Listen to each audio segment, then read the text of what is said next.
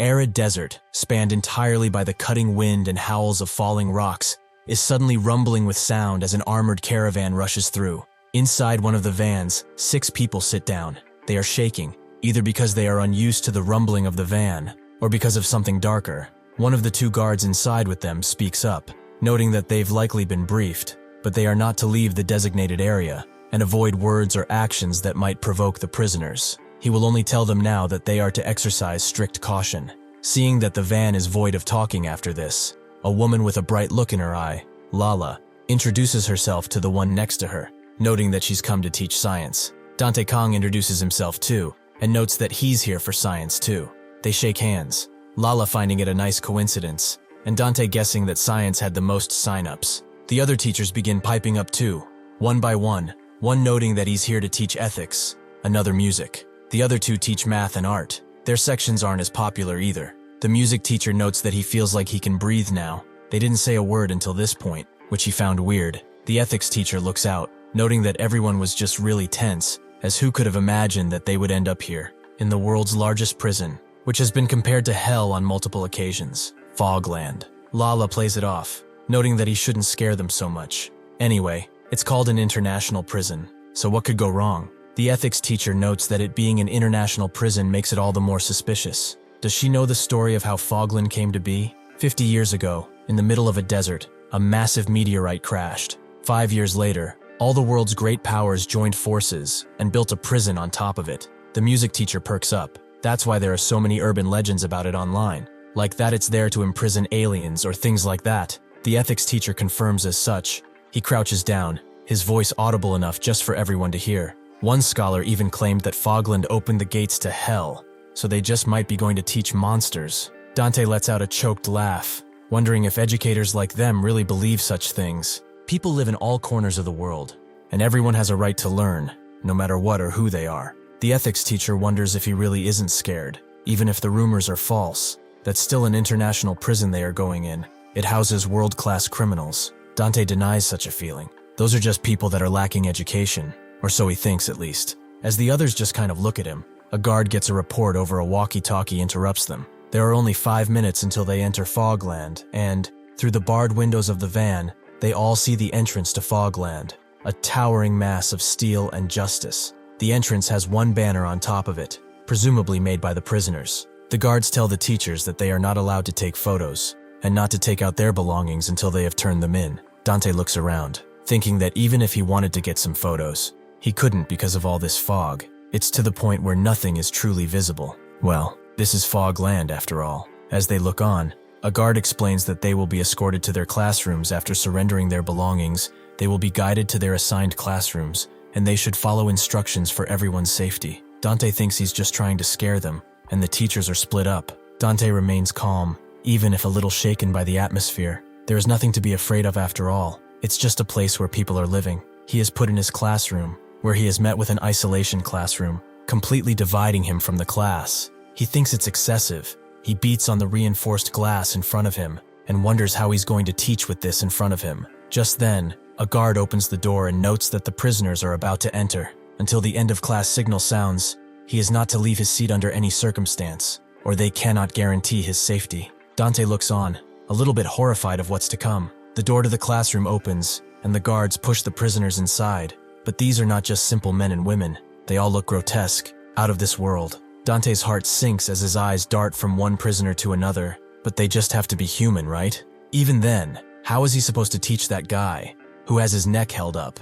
Or that one, who has no eyes? He suddenly remembers what the ethics teacher said, that they might be going to teach monsters. Dante snaps out of it, as that's just nonsense. He needs to get a grip, as people live here after all. He adjusts himself and picks up the mic in his room. He introduces himself, and thinks that first, he should try an icebreaker. There were probably lots of fun classes like art and music, but science was the most popular from his understanding. Perhaps they are trying to build a rocket and escape? The joke doesn't land at all. In short, he doesn't have the whole squad laughing, except one of them, the hairy one, who seems rather amused. Dante feels like he's about to die from self-induced cringe, but that's fine. Rather than rockets, they will start with an easier, funner topic. Today's lesson is getting closer to nature. In front of all of their desks, they have what is called a sweet potato. This is usually a lesson for elementary students, Most of those with world-class criminal titles are gang members, raised in criminal societies, so this kind of experience will be unfamiliar to them. Naturally, at first it may seem trivial, but with a small cup and water and a little attention, they will see the sweet potato grow, and then they will surely learn the value of life. He continues his explanation. All of them in Fogland are classified as dangerous criminals, but even so, today they came to learn. They are like this sweet potato because they have an infinite capacity to grow, regardless of their environment. So from today onwards, they will try to grow sweet potatoes. One of them perks up. The prisoner, whose head looks exactly like a sweet potato, asks if he's saying that he's one too. Dante did not mean it like that. He didn't even see his head shape before saying this. He suddenly stops explaining, as he hears and sees a bunch of them just chomping down on the raw potatoes. Dante tells them not to eat them, as they are supposed to watch them grow, but then stops himself and thinks, just what are these people? Even so, they did not come involuntarily, so why on earth are they here, if not to learn? Suddenly, one of them grabs his attention, telling him to stop talking about stupid shit and tell them how to make fog already. Dante is a little taken aback, but connects the dots. This place does have a lot of fog, but are they curious about how it's created? The prisoner becomes annoyed. Seriously, a scientist who doesn't know fog. Dante notes that he's just a teacher, noting that this must be some joke he's trying to make. But suddenly, the reinforced glass in front of him shatters into a spiderweb formation. As the prisoner presses his head against it, Dante screams, clearly extremely surprised by what just happened, and reports back to the guards, noting that a prisoner is smashing the glass. That's when he remembers, though. Wasn't this reinforced glass? Before he can think more on that, the guards burst through the door, rifles in hand, and they tell Dante only one thing: get down. With that, they open fire all at once on the prisoners, pumping them full with lead, as Dante cowers behind the glass. Seeing the bullets being fired constantly, he bangs on his door, demanding that they stop, but a guard tells him to hold position until everyone is executed. Dante's breath has become ragged. He asks if they are really going to kill all those people, but they can't. No matter what they did, they can't just take their lives. He shuts up as the prisoner without eyes simply grabs one of the guards, holding him with only one hand, before crushing his skull through his reinforced helmet. Viscera flies around as the prisoners, who are more akin to beasts, rip through the guards, with no value for the lives they are taking. They don't care after all. Dante begins to hyperventilate. His eyes begin to narrow as the last vestiges of consciousness fail him. Before that, though, he sees one lone prisoner, who hasn't even touched his potato, and has remained perfectly still. The thing is, that prisoner saw him too. Prisoner 182. Suddenly, Dante begins to rustle awake. The first thing he sees is a fan, which has probably never worked, and besides him, someone crouching down. He opens his eyes better, revealing that person to be a prisoner, who looks at him as he gets up, his blue eyes boring into his. They remain like this for a while, until Dante asks who he is. That's when he looks around and realizes that he's trapped here, in this place. He asks where it is, and the prisoner says it's his house. Dante is confused, but as he looks at him, his mind begins to steady, and realizes that he really is in front of a prisoner. However, he wonders what had happened prior. He only remembers the riot, the guards who came in, shooting the prisoners, and how brutally they were killed. And he, at that moment, passed out. Dante asks if this is inside the prison, which makes the prisoner nod. Then he asks if this is Fogland, which makes the prisoner nod again. Dante begins to form an idea of what happened. Was he the one who brought him here? The prisoner nods again, and puts the potato he got from class in front of him. He wants him to teach him how to grow sweet potatoes. Dante's world crashes onto him. He thought this was just ignorance, but this is out of the bounds of common sense. He begins to quiver in anger. His breath becomes shallow as he begins to scream. He brought him here because of something stupid like growing sweet potatoes? Because of fucking sweet potatoes, he dragged him into a den of psychopaths. His mind is reeling. This is dangerous. The ethics teacher was right. These things aren't normal. They rip and tear until there's nothing left. He's going to die. He's really going to die. He looks at the prisoner, thinking that he's hiding something behind his back with his right hand. His mind steadies, his brain overridden by instinct. He smashes his shoulder into the prisoner, making him fall to the ground before clasping both of his hands on his throat. He thinks that he has him. This guy, compared to the others, is nothing.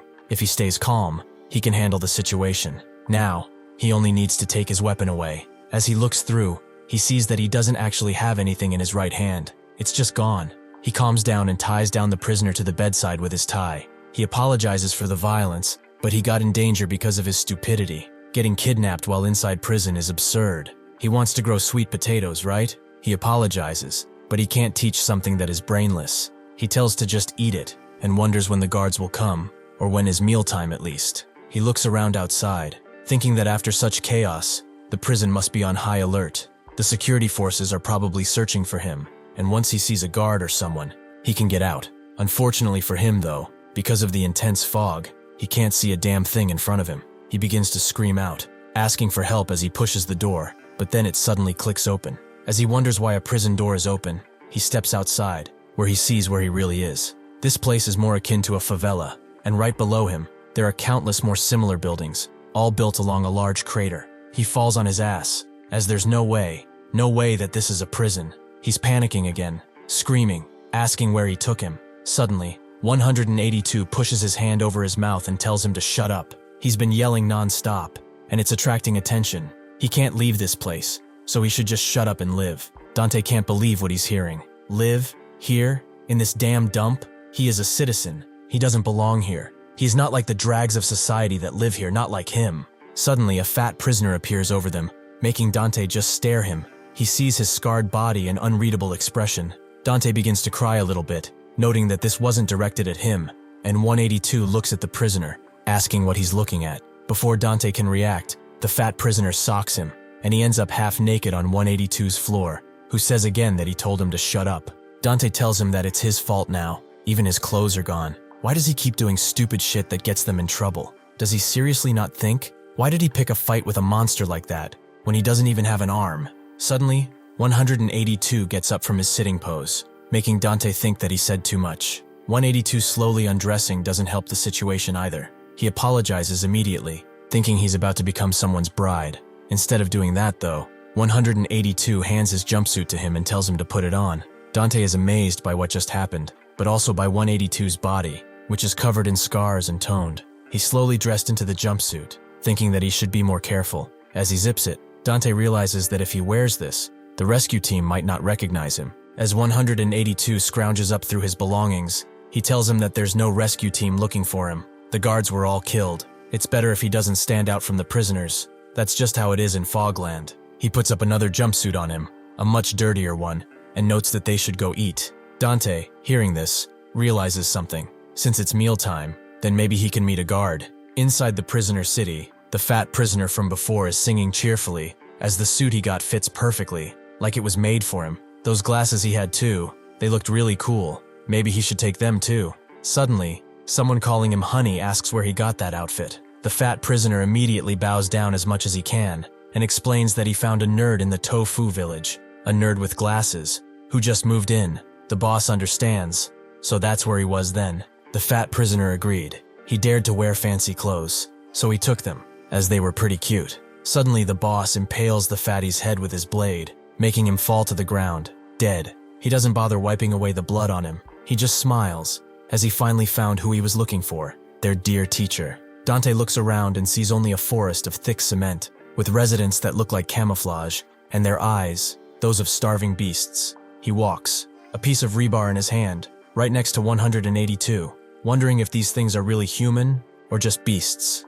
This is Fogland. It looked like a prison at first, but it's more like a jungle. He asks if this really is a prison, as it's way too strange. Who built this? 182 just asks what, making Dante raise his tone, noting that it's weird. People are walking around freely. Some of them even seem drunk. Plus, those three over there, he wants to know if those are just decorations or something. Fogland was built by the United Nations. How could a place like this turn into a hellhole? 182 tells him to shut it, as his voice is too loud. Dante questions himself, wondering what he is doing. Why is he expecting him to explain things kindly? Is this Stockholm? This guy next to him is a kidnapper, and those eyes are similar to the others. He's just as dangerous, so he shouldn't trust him. They make their way to a place called the Chow Hall, where sure enough, people are eating, and rather normally at that. Dante picks up a tray too, and is confused by how normal everything looks. He takes a peek beyond the line and spots something, an actual honest-to-God guard. Amongst the prisoners, a smile appears on his face. He can't believe it. He calms himself down though, as he still looks like he's just an inmate. He has to act as civilized as possible. He will show this man that he is different than this monster's. After 182 asks for extra ham, and is subsequently denied it, it's his turn. He asks the guard if he is a guard, and he says that he is. Dante comes closer, noting that he is a teacher assigned to the inmate education project. He was kidnapped during the riot by the man in the mask on his right, who can absolutely hear him. He probably knows there was a riot. If not, he should contact his superiors immediately,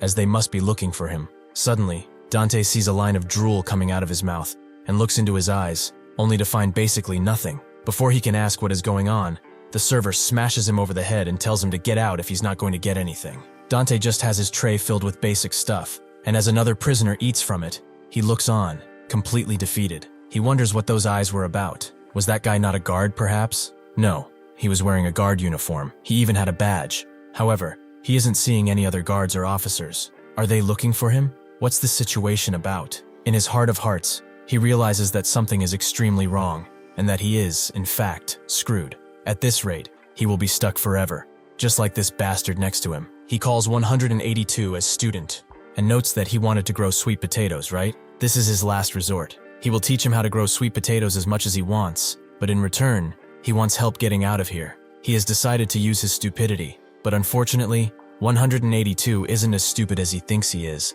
and asks if he thinks he's an idiot. Dante tells him that this is not what he meant at all. He said he brought him here because he wanted to learn how to grow sweet potatoes, right? Once he teaches him, he will have no reason to stay, so he will leave, right? 182 says nothing for a bit, then states that to get out of here, he has to become the supreme leader. Dante asks what that is. Is it like a boss or something? 182 tells him someone like him couldn't do it anyway. Dante never wanted to, but does he mean that only the top leader can contact the outside world? 182 raises his fork in the air and tells him, ascend or fall, that is the only way out. Dante doesn't understand. He should explain better, but 182 is done with the questions. Dante gets it. He's not going to help after all. He gets up, noting that there's no point in staying near him anymore. He's getting out of this filthy, horrible place right now. He will also come to regret this, because once he gets out, he won't escape the judgment of the law. He stops himself and begins walking, as trash like him should just rot in this place forever.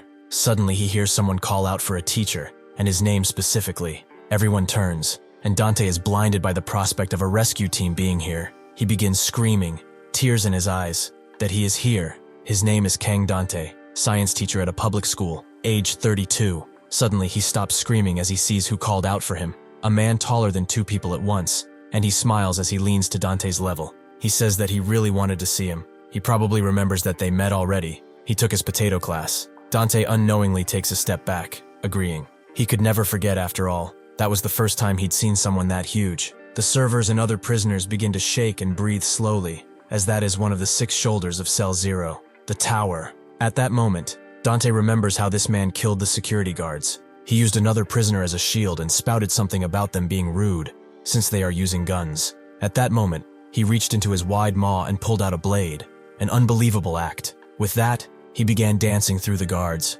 their screams being his tune. Dante falls to his knees, completely defeated, and asks why he's looking for him. Tower rustles through his pockets and notes that they have to continue the class. Oh, he's also not interested in sweet potatoes anymore. They should move on to the more advanced stuff, like making fog. The moment the others see the fog, they stare at it like it's their salvation, and it's apparently pretty, huge at that. Dante remembers that the guy who almost went through the glass asked him how to make fog too. So this is fog, this blue writhing lump? He asks what this is, which makes Tower confused. He really truly doesn't know? He clenches his fist as there's no way. He's a science teacher. How could he not know? Were teachers not supposed to know anything about everything? Dante tells him that he's never seen stuff like this in the outside world. Tower is getting annoyed. They took classes for this, for the fog. The 6 shoulders gathered just for his class to take him back. Tower just grabs him, as it doesn't matter if he doesn't know. They will learn from now on, right? Seeing the blue pulsating thing coming closer to his face makes Dante frightened. The moment it begins to dissolve against his teeth, when the others salivate at the corner of their mouths, he throws himself off, as he doesn't want any. The moment the fog drops to the ground, everyone who is watching rushes in to grab it, and under Dante's confused eyes, they begin brawling. Tower isn't mad, he just laughs because, as he can see, everyone wants fog. In this place, it's akin to gold, and also a blessing of the gods. An elderly man has eaten the fog, but even as the others shove him, he stands tall. Even as they bite him and tear his flesh asunder with their teeth, he was smiling. The Tower can't believe these dirty tofu village people though, getting all excited over a piece of fog. That old man will live in heaven today at least. Or perhaps, he will gain an incredible talent if there is more fog to be had. As he asks if he's interested, Dante feels the fog that was scraped on his teeth, and he begins to shake violently before spilling everything he can out of his stomach. He asks himself why he even came here. Why would he even come to such a terrible place? Is he dumb? He sheepishly asks Tower to let him go home before screaming that he doesn't want to come. He can't make this shit. He's never seen anything like this before. He's not a damn scientist, he's a teacher. The Tower tells him to stop lying. He saw it in a drama. He saw a teacher making and selling good medicine. Dante tells him that the person was a chemistry professor. They are completely and entirely different. He doesn't even have a doctorate. He's just a damn high school teacher. Silence falls in the mess hall the moment he says this, broken only by Tower, who asks if he is incompetent. He was the first one to find the teacher. He thought he had won. He thought he could become the supreme leader. He begins to pull out the blade from his stomach, and Dante freezes, and Tower lunges at him, noting that he has no use for useless bastards. As he hears this, memories of his father come rushing through. He called him worthless too, for getting a teaching certificate. He didn't want him teaching children, as nobody in their family has ever missed a PhD. He was a stain on the family name, a creature who hadn't passed a single paper in 6 years. His mother concurred that what he was doing was running away, instead of trying to try preparing for another thesis. His brother told them to stop it, as there's nothing wrong with being a teacher after all. They should let him do at least that, as he's already having it the hardest. He's failed his doctorate for 6 years after all. This was his family. A father famous enough to be on TV, a mother with a doctorate in law, and a brother who became a member of a psychology society at a very early age. He too was respected on the lectern, but at home, he was treated worse than an animal. At one point, as they were having dinner, Dante showed his father a paper about the prison and explained that it's a United Nations prison. He will teach people. It's organized by the UN, and the pay is considerable. His brother knew the place. It's the one they call Fogland, right? He thought it was awesome, as he heard all the crazy people go there. Dante told him that they were people, and his mother asked why he would go that far. She is content with a steady income from the school now. His father was confused too. Why was he doing this? What kind of stunt is he trying to pull? Dante gulped and told him that giving learning opportunities to people who had few chances to learn, that is something valuable to an educator. At that moment, his brother spilled his wine over his shirt, and he was amused by just how grand that sounded. He should know that that's not professional. It's an impulse born out of the desire to be recognized. It's not that he failed to get a doctorate, but that he's pretending to have chosen a different path, pretending like he's on a mission for good. That's why he acts like he's equal to them. He's trying to justify incompetence with eccentric acts, right? Dante asked why he judged other people's thoughts as his own, but his brother noted that he was just worried. As this is reckless, doing such a thing, out of a mere inferiority complex, it's only proof of stupidity. Now he thinks his brother is right. He was a fool. That was an incredibly dumb idea. Now he will die, surrounded by monsters in this filthy and ugly place. It seems that the one who was an idiot was always him after all. Suddenly though, 182 loses his hood and throws a fork so hard at Tower's arm that it goes through his arm and embeds itself in a nearby wall. Naturally, Tower drops his blade and screams violently at his broken arm. He turns around, demanding to know the bastard who dared to bring in a gun. At that moment though, 182 rushes in, grabbing a tuft of his hair and under everyone's vision, preparing a deadly strike. Suddenly, his knee connects with Tower's spine, not just cracking it, but shattering it altogether. As Tower begins to fall, everyone is left speechless, and he sees a Tower as he shatters the ground with his body. Dante looks on in amazement, and the prisoners note that a new shoulder has been born on this day. They all rush in right over Tower's corpse, the one they used to fear just moments prior, and want to hear the name of the new shoulder. 182 just looks at Dante, and notes that they should go before grabbing him and getting out of there. After they stop walking, Dante can't believe that he is alive. His body had already surrendered to death. He looks at 182 and thinks that he is strong, extremely so. He asks if that sweet potato thing was a lie. Why did he even sign up for the class in the first place? Is it because of the fog? 182 asks if he can make fog, and Dante immediately denies it and apologizes constantly, making 182 a little confused. He explains that he originally went because they said he would get new clothes. He just saw a line blocking the street, and one of the prisoners told him that outsiders had come. They said they would teach them something.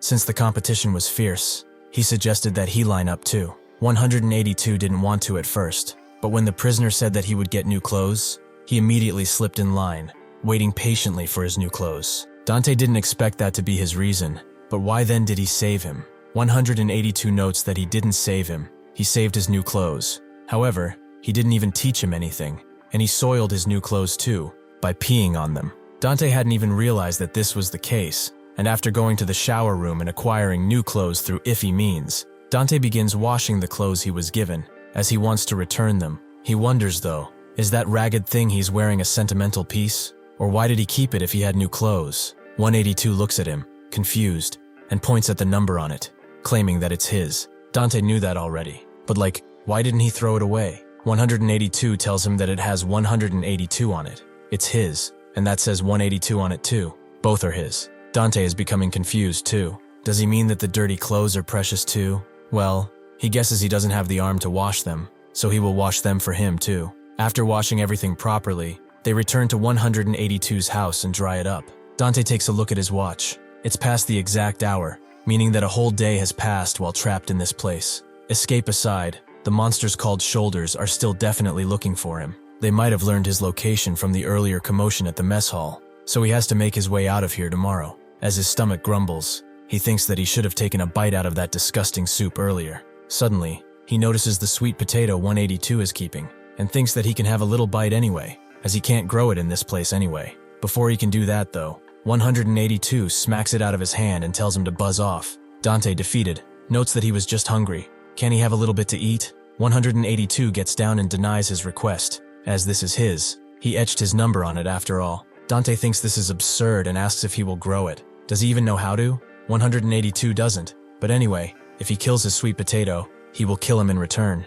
Dante can't believe how dumb this guy is. His vocabulary is at a kindergarten level, and his behavior would be primitive if not for the few words that he speaks. However, in a way, this is rather favorable for him. He asks what if that sweet potato already has a sealed fate. 182 asks why that is, and Dante explains that he engraved his number into it, and potatoes get sick because of that. It's called browning. Seeing the worry in his eyes, Dante pushes further, noting that there is a way to revive it. Since their previous trade failed, it's hard for him to tell him this, but he will tell him one thing. He needs sunlight. Fogland's fog is thick enough to block the sunlight, so he has to go to a place with thinner fog. 182 tells him that this tofu village has the least amount of fog, but Dante tells him that it won't be enough, as even clothes don't dry well here. At minimum, he must get to the gate in front of the fortress. The entrance to Fogland, that is. Somewhere else, a craftsman is hard at work, making the best possible support for tower using metal. He is naturally in pain,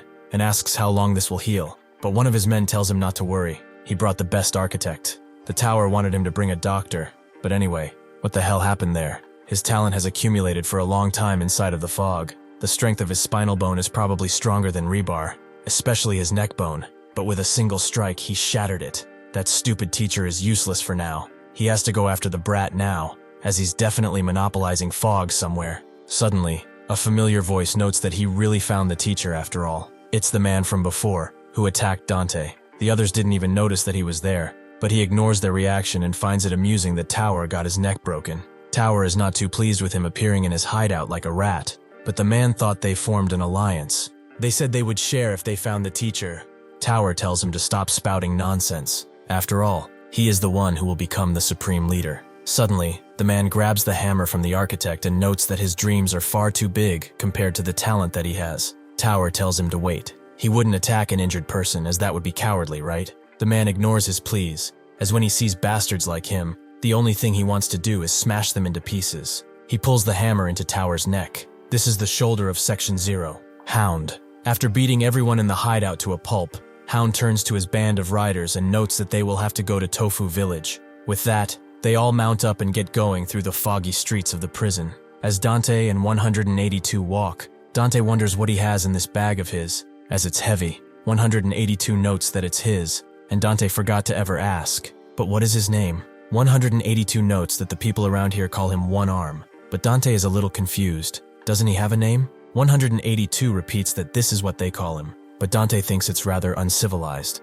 so he will continue calling him 182. He also asks why he is going around wearing a mask. Is he a thief perhaps? How did he end up in Fogland anyway? 182 tells him that he was always here, but Dante doesn't understand. What's that supposed to mean? 182 is tired of his questions. He's a teacher, so why is he the one asking? Dante tells him he's also human, but 182 is not done, as he also talks too much, and his voice is too loud. With that, they walk in silence for a while, until Dante falls on his ass, and notes that they should rest a bit. He's hungry, and he has no energy either. He wonders how much further to the entrance. They've been walking for 2 hours already, but they keep seeing the same path, over and over again. 182 tells him that he doesn't know the way, making Dante angry. Why is he only saying that now? Have they just been walking for 2 hours for nothing? This is crazy. He slumps on his back as he can't go on. Either he will carry him on his back or get him something to eat if he wants to save that sweet potato. Suddenly,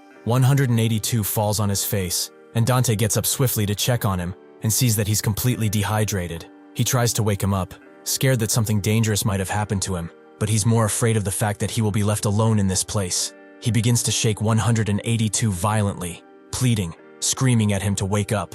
Suddenly, a man plummets to the ground from the air, right behind him. As Dante turns around, he grabs his pupils, opening them wide to see his eye. The man is surprised, as he's a normal person, isn't he? He apologizes for being so rude. It's just that he heard a loud noise, so he was curious about what was going on. Dante and 182 are taken to what seems to be an apartment building and is given something to eat, which he does so greedily. The other person in the apartment tells him not to eat that fast, as he's going to get indigestion. He should eat slowly, as there's more where that came from. Dante thanks them, as they saved his life, while also thinking that he never expected to see normal people here. The man introduces himself as Rambutan, and the other as Lychee. Dante also introduces himself and notes that this is the first time he's met anyone here with whom he can have a normal conversation. He also didn't expect to see a woman here. Lychee hugs Rambutan and asks if she really looks like a woman. She cut her hair to look more like a man, as being a woman in this place makes one stand out. Rambutan explains that they came from the inside.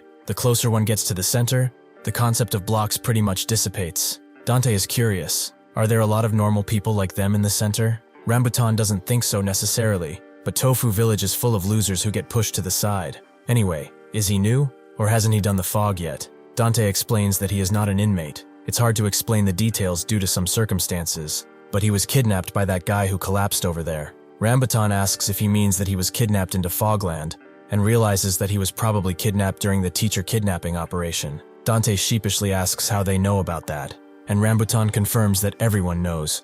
The enforcers set it up beforehand. They even took over so nobody else would attend classes. Dante understands that's what happened then. But then what were those idiots in the administration doing? Rambutan didn't expect to meet the main character of that whole ordeal, and Dante asks him, even if out of line, if he's not a spy for those enforcers. Rambutan denies as such, and Lychee asks what happened, as she's never seen an enforcer like that before. Dante doesn't think he's actually an enforcer. He kidnapped him to learn how to grow a sweet potato. Hearing this, Rambutan can't help but laugh, as that's the last thing he could have expected. Dante doesn't even mind that they are laughing, in his situation, which is like something out of a dark comedy. Their laughter is like sympathy. Seeing him cry, Rambutan stops and asks if he's being held captive by him. Dante doesn't think so right now. He's just traveling with him as a makeshift bodyguard, but he probably got a heat stroke, as he collapsed all of a sudden. Lychee explains that it's limbo. It's a type of withdrawal from the fog. He probably saw the people sprawled on the streets around everywhere. They fell into limbo because they couldn't get fog. They snap out of it eventually, but if limbo repeats, their brains start to turn into mush. Dante is confused then. Just what is fog? The two look at each other, and Rambutan notes that he really doesn't know anything about this place, does he? Fog is a divine medicine that grants talent. It amplifies the talent one never knew they had, or one they yearn for. Dante asks if something like that is possible, and Rambutan notes that not only is it possible, it also allows one to transcend human limits. With this power, they are going to break out of prison after all. Dante stares at the two of them, both in awe and in fear. Hound gets to 182's cell, but finds it completely barren. Well, they couldn't have gone far, but he should hurry, as the others are probably searching for him too, like Bone Eater, Nunface, Fuseyback, and Drillhead. Rambutan and Lychee ask Dante if he will come with them, which he agrees to at first but then stops. While he appreciates the offer, as a civilian, meeting guards or the operating bureau should come first. If he gets clumsily involved with prisoners and escapes, he will really be charged, and that is if they succeed. If they don't, he won't have to worry about it anymore. Rambutan tells it how it is. He will never see the operating bureau or anyone else here, as nobody wants to try and enter Fogland. That's due to fog addiction. Step in wrong, and he will be unable to live without the fog. That goes for him too. Dante is confused, as he never used fog, and doesn't plan to. Rambutan notes that it's not about what he wants. He's been here what, 2, 3 days? Has he ever thought about the dense fog here? That fog itself is particles of fog, the thing he's been trying to hide from. Fog is the God-given gift that grants talent. To manifest that talent, countless fog particles are needed. To become addicted, though, the particles alone are enough. The fog slowly seeps into his lungs, and he will constantly crave more fog. If he can't obtain it, he will eventually fall into limbo. Dante wonders if he's already addicted, if he's already screwed. Rambutan notes that there's a chance. Limbo is the first stage when it really starts. Everyone's tolerance differs, so he cannot say when, but there is no time to relax. Dante says it how it is. Even if they are to escape, they are already screwed, addicted. Lychee confirms as such. But even so, she's never heard of anyone who left this place alive. Maybe in the distant future, natural recovery could happen, or if they expose this prison, an antidote might be made. However, they promised not to die here, and Rambutan agrees. Even if they fall into limbo and forget each other, they will be, at one point, under the same sky. Dante is feeling annoyed, but their feelings are real. These two really mean it. Suddenly, 182 wakes up, and everyone notices, looking at him like a phantom. Dante wonders what they should do, as he doesn't need to waste time on that sweet potato. What if he tells him he will escape with these two? Will he attack? What if he kills them? Like that guy. 182 pulls out his sweet potato and asks if the coast is clear. Dante doesn't know how to answer, and Rambutan asks why he is so afraid.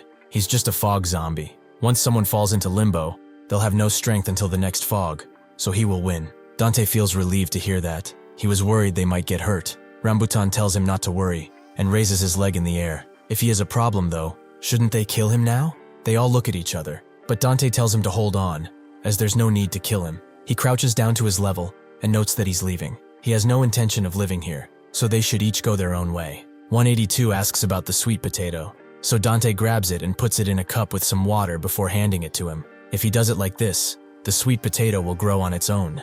Naturally, it will need sunlight, so he should go and show it to it. 182 notes that he doesn't know the way, but Dante doesn't care. He tells Rambutan to chase this guy away, as he will go with them. Whether they will get gunned down or arrested, he just wants to get out of here. With that, 182 is thrown out with the cup and sweet potato. He looks at it for a long time, and remembers when someone from his childhood, who asked if he knew what a puppy is, or a cat. They are animals, like crows, but with fluffy fur, and they are very cute. If a person raises one, it understands words and follows commands. She fluffed his hair and noted that she wanted to raise one too, someday, when she got outside. With that memory, 182 reaches for the potato, as he does not want to let go again. Somewhere else, a few prisoners measure something. It apparently moved 20 centimeters. The thing they are measuring being a demonic-looking thing, which is now holding a leg in its third arm. It appears that someone was foolish enough to try to escape. Inside the apartment, Dante puts his hand on the wall and asks how they are going to break out of here. Rambutan crouches and notes that he will show him. Dante's keen eyes observe as his legs charge up mysteriously, before he goes through the ceiling at an incredible speed and completely breaking through. He is shocked and asks what this is. Lychee explains that Rambutan has an incredible talent for jumping, so the plan is to simply jump over the wall. They go up to a higher vantage point, and Lychee taps a bead on her head, making her eyes glow incredibly. Using that, she begins mapping a huge part of the prison right there. Dante is amazed. A talent for drawing what she's seen only once, like a photograph. Is this perhaps all of Fogland? She explains that it's a map she made while coming here from the center. This is only a fraction of what's been recorded. Dante's mind is puzzled. If this is only a fraction, just how big is this hellhole? Lychee continues, noting that since Tofu Village is not that big, they probably came a long way. They might reach the edge soon. Dante grabs the pencil and notes that she did not draw this. The 4 vagrants that are on this side. Lychee grabs her pencil back and asks why she's supposed to do that, but Dante just wanted her to mark potential threats. He's guessing this red one is the same, but what is it? The two give each other knowing looks, and Rambutan notes that they will be getting out of here soon, so it doesn't matter. He asks Lychee to give him directions, and after she does, he grabs both of them and dashes away. In a dark corner, a few people are suffering together, without fog and without food. Suddenly, someone comes and asks if they've got any fog, making them all look up and wonder who this idiot is. 182 asks them again, and they wonder if they look like they have any. 182 then asks them to empty their pockets, causing one of the larger men to smack him across the face, demanding to know what the hell he is talking about. They are starving to death, and he dares to ask for shit. One of them, a skinnier one, suggests that they eat him. They say that one can get fog from human flesh. Those bone eaters eat people for fog, after all. The others don't know what to say, even if they are hungry. Doing something like this is a little much. Lunch is almost here anyway. He points his spoon at 182 and wonders where they should begin eating. Maybe they should drain his blood first and drink that. As he thinks, Hound slaps him the hell out of the way, straight into someone else. The slap was so hard that the hungry guy's eardrums got pushed out. Slowly and surely they realize that the man in front of them is Hound, so they all begin to run away, as they do not want trouble with someone of his stature. Hound crouches down to 182 and notes that he finally found him, a visible smile on his face. On the day of the teacher kidnapping incident, as the other prisoners were fighting, Hound broke through the glass that was keeping Dante saved and grabbed him. He began to run away, thinking that he had won. Those stupid bastards were too busy to even notice that he had nabbed the teacher. Also, he had a score to settle with that tower bastard, who dared to use his crew member as a meat shield. He had forgotten the alliance they made, but punishment will be swift. Suddenly, though, he noticed that someone was actually following him. He turned around and asked which crew he was from. Judging by the look he had, he guessed either Eater or Drillhead. He then noticed the potato in his hand, and 182 himself asked if he is also wanting to grow sweet potatoes. Hound asked what the hell he was talking about, so 182 suggested they should ask the teacher. Hound naturally got mad. He was already in a bad mood because of what happened to his men. As he clenched his fist, he suddenly dashed incredibly toward 182 and prepared to take his head off with one single punch. Before that could land, though, 182 simply got out of the way and clenched two fingers in the hand he was holding the potato with, before hitting Hound squarely in the body. The strike aimed for his organs, and it seemed to have hit well, as Hound was reeling on the ground, unable to do anything as 182 grabbed the teacher. Hound grabs his head and asks about the teacher. Did he treat him well? Hound grabs the mask he was wearing off, and reveals that 182 is still in limbo. How pathetic. He asks again if he has any fog, and Hound brings him back to his hideout. The one who died in the teacher kidnapping was his second in command, D.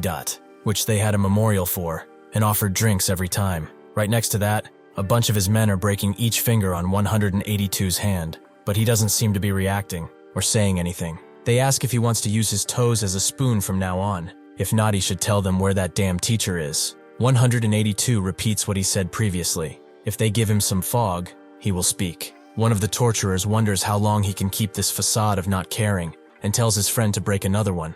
Unfortunately, he already broke all 5, so they have to move on to his toes. The new second in command of Hound, Slick, wonders if that bastard won't just get accustomed to the pain at this point. They really should just give him one fog, as this is a waste of their time. Hound denies that idea, and tells him to never give this bastard any fog. Slick wonders what's so scary about him. There's no way such a skinny runt is scary. Hound asks if he really sees just a scrawny kid. He should look at the depth of his muscles. His body is trained to the absolute extreme. His body fat is probably under 5% at this point. One of his men who is training notes that he's perfectly cut.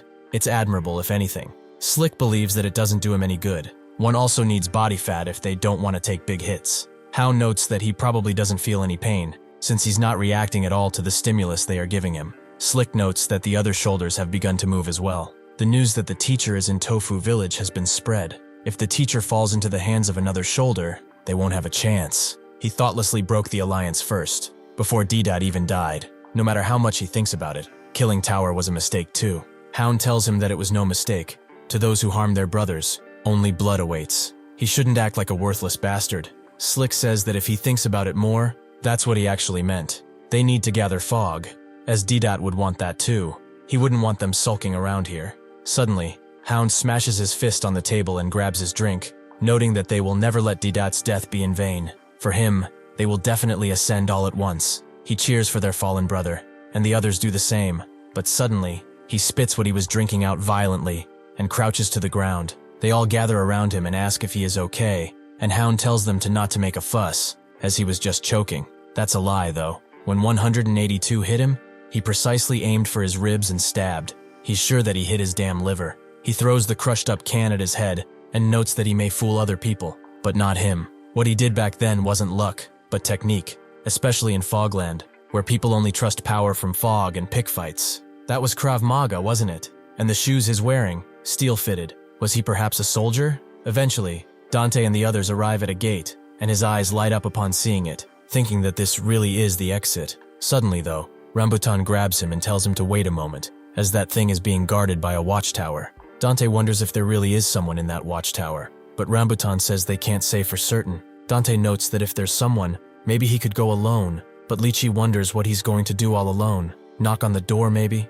Suddenly, a head appears out of the ground and notes that they will shoot him. They will start shooting the moment they get close to the door. Lychee understands, but then they all realize that he wasn't supposed to be here. Dante asks what this is. Is this a sentient sweet potato? When the drill head gets mad again about being called a sweet potato, Dante remembers that he was actually in his class when the incident happened. Rambutan gets in the middle of the two as he knows that this person is a shoulder. Dante is finding it hard to believe, especially since he has such a shapely head. Suddenly, people wearing warning cones appear and put them on the ground on each side, surrounding them. Drillhead dashes from below, introduces himself as the man closest to be the supreme leader. He goes to grab Dante as he needs his knowledge, but that's when Rambutan kicks him squarely in the face, as the teacher is coming with them.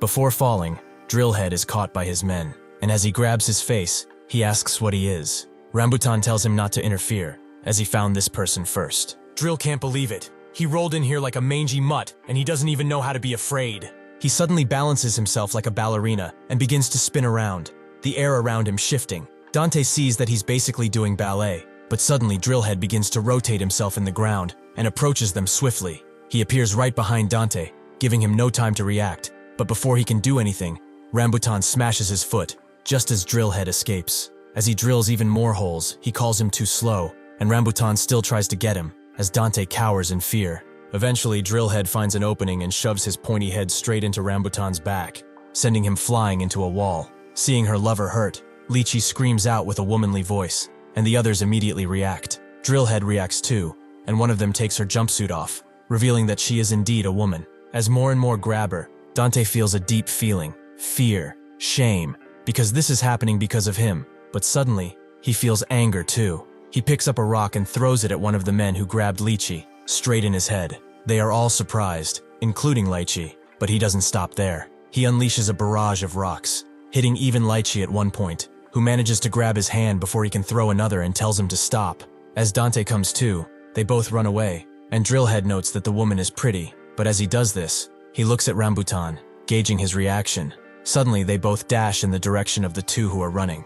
Unfortunately for Dante, Rambutan grabs Lychee, as Drillhead grabs him and disappears into the ground with him, sealing his fate. Back in his hideout, Hound asks if he's a soldier or special forces. He too used to be the kind of bastard who fought in real battles. Before coming to Fogland, that is. He gets up and tells Slick to beat that guy within an inch of his life. He wants to see how long he can last without any fog. With that, he disappears, and Slick feels annoyed, and one of them asks if he will do it. If not, maybe they should do it together. Slick tells him to stop talking, and notes that Hound has no qualities to be a leader. He's an irresponsible bastard. Should be Hound? The one who will become the supreme leader, he means. If there is lots of fog, anyone can get a chance. For example, Inko is good at drawing. In a way, he also has the qualities to become the supreme leader. Even Bulk, even if he's not smart, he has the potential. Bulk asks about him, and Slick notes that he's felt his IQ rising as of late. A little bit every morning when he wakes up, he realizes how stupid Hound is. Trying to become someone through the logic of strength is getting old now. This is the age of the brain, in this world.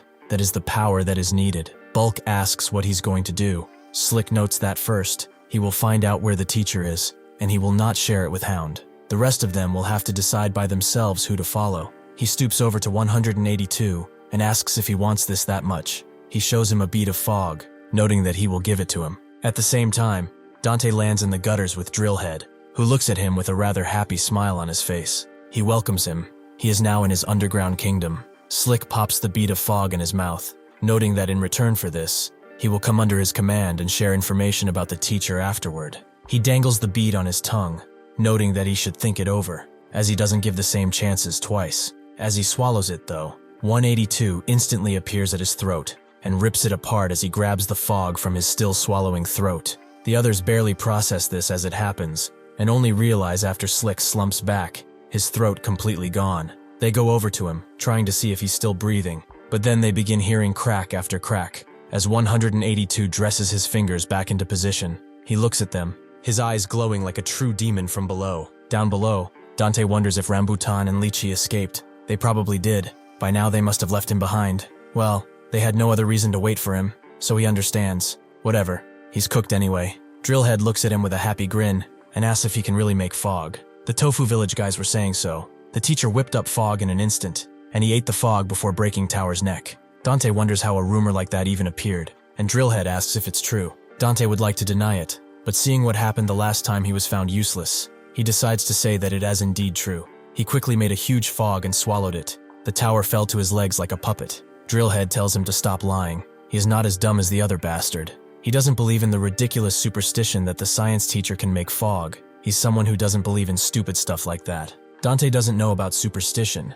If nobody knows how to make fog, then it shouldn't exist in the first place. Drillhead tells him that fog wasn't made by man. One day, suddenly, it just fell from the sky. Dante remembers the story of the meteorite striking this desert. Is that perhaps the source of the fog? The thing that is powering these beasts? Drillhead notes that with 50 years already passing, there are rumors going around that there's not much fog left. Soon, Judgment Day will be upon them. Dante understands now. It's all limited resource then. Drillhead confirms as such. With the little fog left, the prisoners are struggling, but the fog just cycles around. He orders his men to bring him something, which is a dead, naked guy. Drillhead explains that it's someone who died after taking fog, and he was wondering, can he separate the fog from his blood? Scientifically, of course. Dante is shocked and asks what he's talking about, so Drillhead explains it better. He's referring to that 3 days ManhwaAddict device thing that spins around. Dante asks if he's talking about a centrifuge, and Drillhead agrees, and notes that people who took a lot of fog have it in their blood, in deep amounts.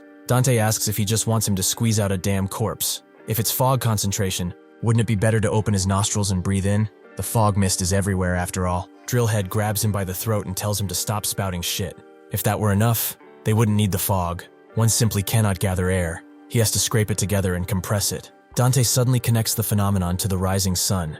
Mist, he realizes, is merely water vapor that has reached its dew point. Since it's fundamentally H2O, it can be harvested through condensation under the right thermal conditions. He explains to Drillhead that with the right equipment, they can trigger this phase change to extract both water and the fog he so desperately wants. Eventually, Hound comes back, noting that they should have breakfast, but he finds his entire hideout in ruin and all of his men dead. His eyes become bloodshot immediately, and he screams out in pure anger and anguish. At Chow Hall, 182 walks in, his hand extremely inflamed because of the broken bones. He moves through everyone and asks for one thing: water. This server tells him to line up, and the others tell him to line up too, as these are the rules. Suddenly, 182 smashes his broken hand into the service station and asks for water again. He is given said water, and he pulls the potato inside of the cup along with it. He sits there, waiting, staring at it. Meanwhile, Dante actually succeeds in gathering fog water from a piece of cloth. He celebrates,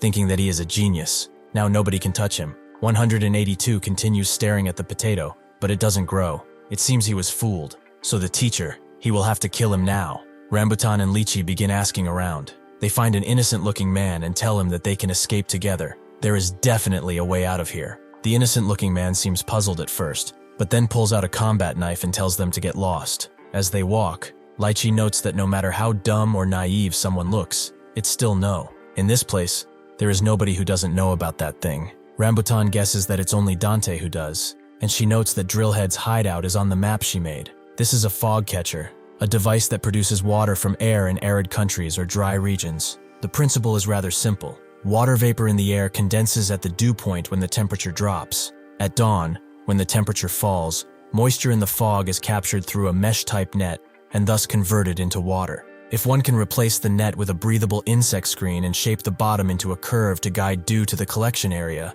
the water gathered will likely contain lots of fog. Drillhead asks what this fog water is, and Dante notes that it's water made from the pure fog of Fogland. Drillhead dips his fingers in and tastes it. The moment he does, his eyes widen, as this is fog. They all begin to dance around, as they realize that they have obtained infinite fog, and throw Dante high in the air, praising him as the teacher. After this, Dante is then dressed appropriately, with a makeshift suit and tie. Drillhead notes that he may be a suit guy by nature, but he looks rather different. Does he like the refit? Dante notes that it's made nicely, like a dress shirt, and Drillhead promises that starting today, nobody will lay a finger on him, as clothes tailored this finely are not just for anyone. He welcomes him to their organization and promises to treat him with the highest respect. Dante remembers what he said, that he was the closest to the supreme leader, and also remembers what 182 said, that to get out of here, he has to become the supreme leader. He thinks that through this guy, he can perhaps contact the administration. Drillhead notes that they will hold a grand fog festival today. Thanks to him, they no longer need to conserve it. so they're going to use every bit of fog gathered for his ascension. Dante doesn't react and wonders what that is. Drillhead's men sing and dance around the copious amounts of fog they have gathered, until Drillhead notes that it's enough. Dante is surprised by the amount of fog. Are they about to throw a massive trip party, or what? Drillhead notes that he is the king of the underground, and their king. This is the moment their efforts are finally bearing fruit. With the fog they have saved for so long, he will challenge Ascension today. All of his men cheer him on, wanting to see him ascend and finish this. Drillhead looks back at Dante and tells him to watch closely. Watch the true birth of a king. He begins to gorge on the fog, under everyone's gaze. His men continue their ministrations, telling him to ascend, and he continues eating until there are only a few pieces of fog left, and his belly swells uncontrollably. Seeing nothing happening, Drillhead thinks that today is not the day either. He has consumed tons of fog in his life, but even so, one of his men notes that his talent is so fast that it cannot keep up with his body, so they will keep trying. Suddenly though, they all point and see that his head has grown exponentially. They all begin to cheer again, thinking that he finally ascended, and Drillhead too can feel the universe. He is in the place where all the fog came from. He can see all the truths of the world. As he begins to swell in other places, he says that all of them live in a pale blue hell. Suddenly, he simply bursts open, his vessel not being able to hold in all the fog. The men cheer, as this is a fall, and 182's words ring in Dante's head. Either you ascend, or you fall. He watches on, a face of pure shock as the others cheer. After he fell, a rain of fog is pouring down. This is what he meant by festival, the act of his people eating out of him. Dante can only watch as they eat, and as they begin bursting, proving once and for all that he is in an entirely different world, the world of Fogland.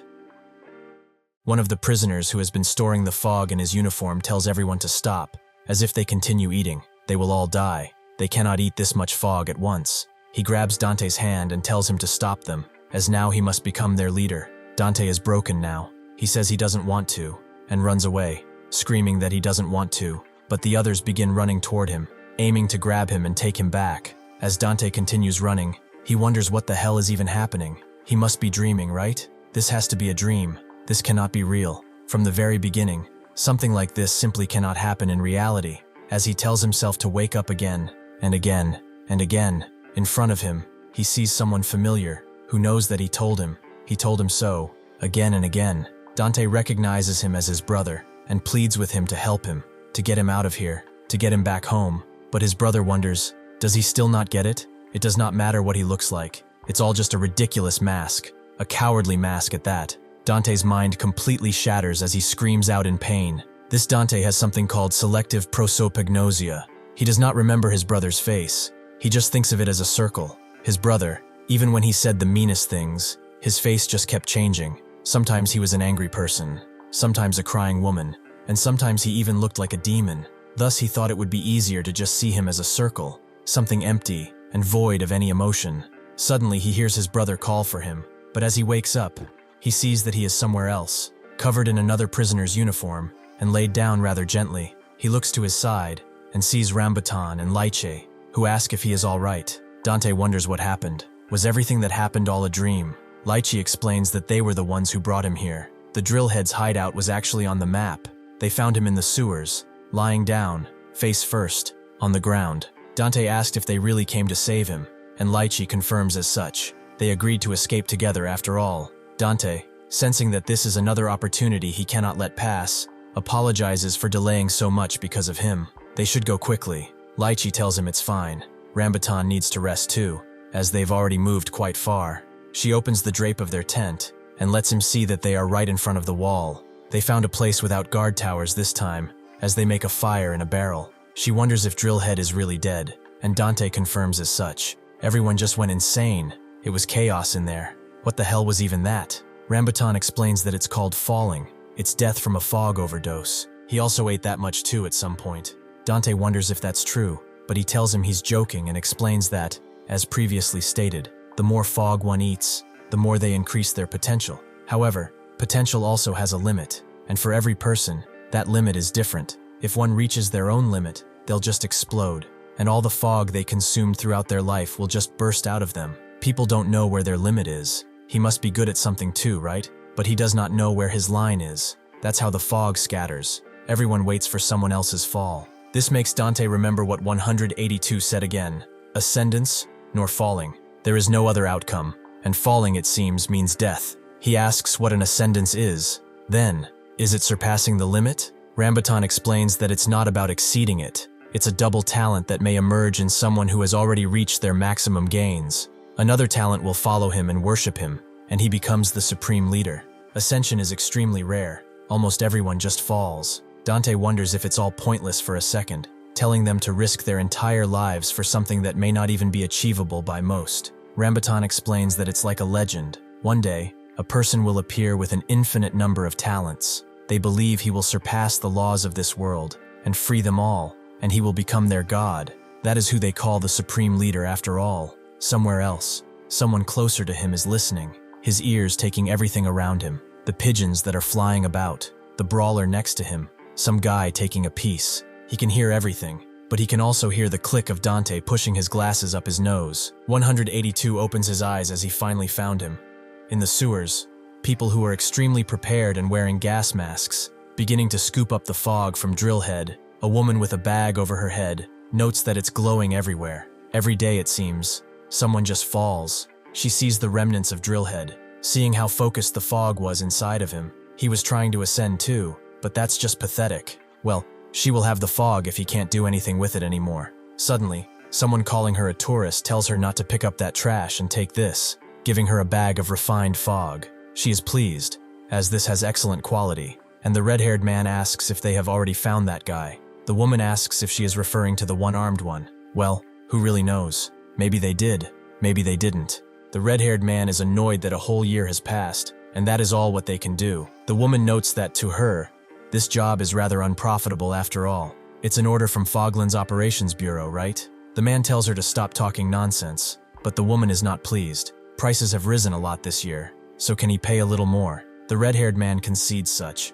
If she does bring that one-armed bastard to them, he will give her as much as she would ever want. As morning arrives in the tent, Dante is freezing over. He shouldn't have changed his uniform. That one was much warmer, and actually a lot more pleasant, as he is freezing his ass off. Near him, the two lovebirds are flirting with each other, draping one of their uniforms over them to hide what they are doing. Dante suddenly sneezes, confirming that he was not sleeping at all. Rambutan asks if he is chilly or whatever, but Dante tells him that everything is fine. This is just a very, very unpleasant morning. They arrive in front of the wall, which is extremely high, but Dante also notices something strange. Are those stains of blood? They look fresh, but he didn't see anything that night, and for some reason he is getting rather nervous. Dante asks if he can help somehow, and Rambutan confirms as such. He just needs to hold this bag, and also there is something else that's important. Is he a religious man? Dante is confused, but before he can say anything more, Rambutan asks him to read a prayer to them. Dante is confused. A prayer?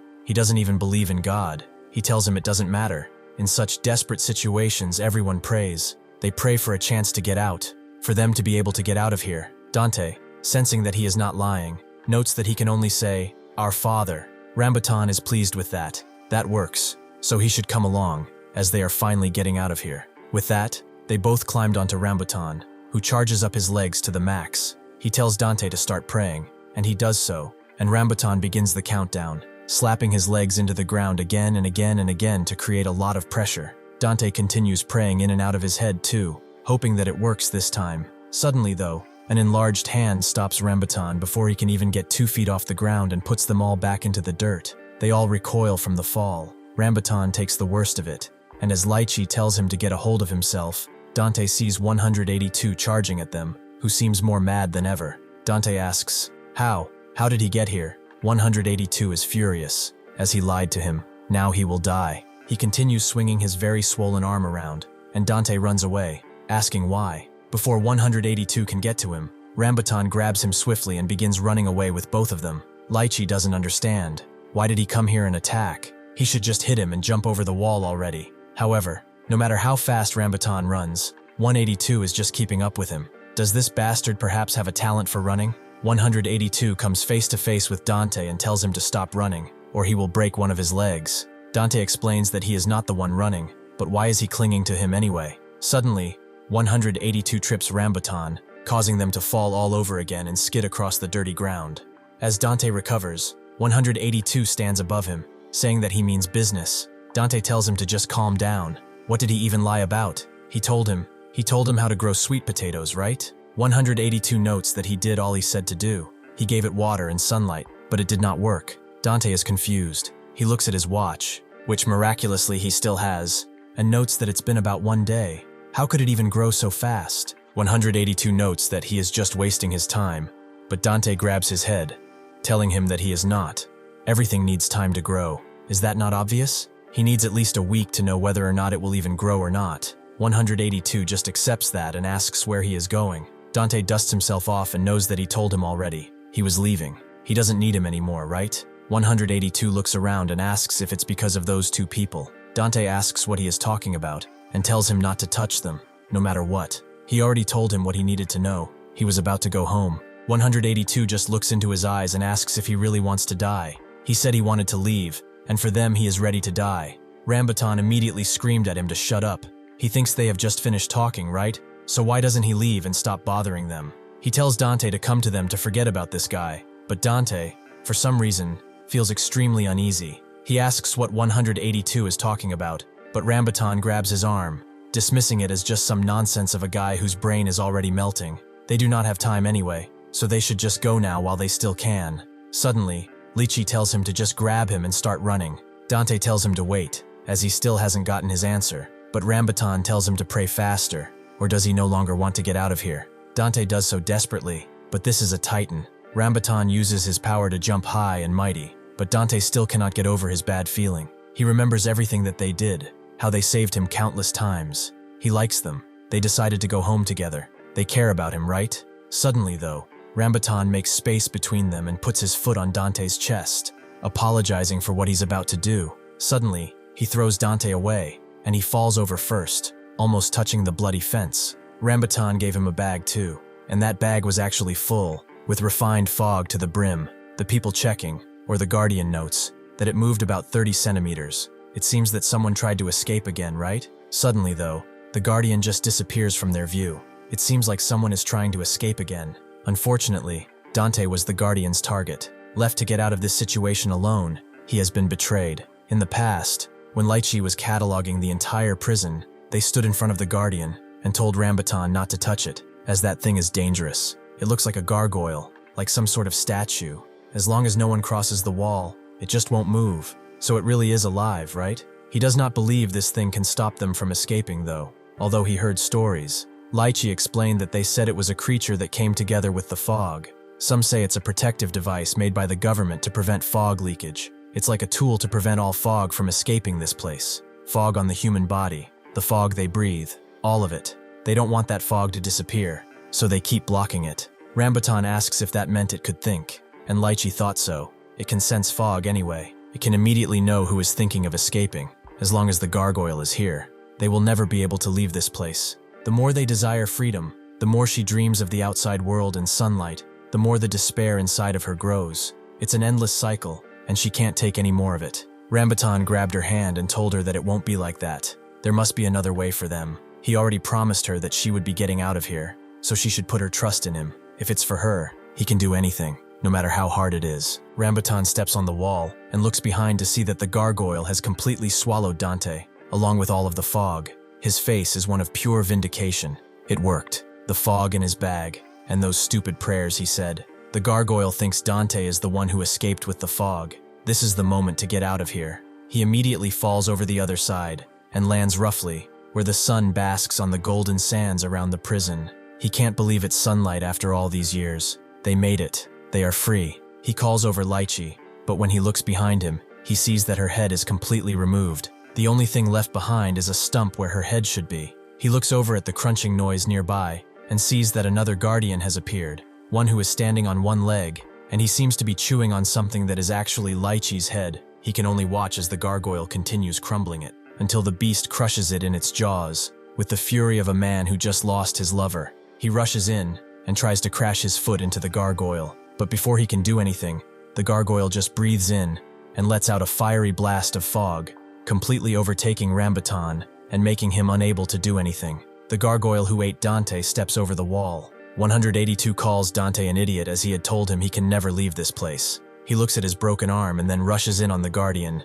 using it to punch its jaw so hard that it actually starts to shatter, confusing the gargoyle too. He lets out a piercing fog strike, but 182 got out of its way at the last second and calls him extremely annoying. He punches the gargoyle's teeth and jaw again and again and again, telling it to break already, and eventually it actually does, revealing that Dante was actually still alive. He is sobbing like a baby. He begs 182 to save him, as he knows he was wrong. He just wants to live. 182 offers him his broken hand, and he pulls him out of the gargoyle's jaws, landing roughly with him on the ground. Dante immediately grabs his hand, noting that he thought he was going to die. He thought he came here to kill him, but why are they all acting so like this? Why does he have to even go through something like this? 182 just tells him to open his eyes and say that he does not want to go anywhere anymore.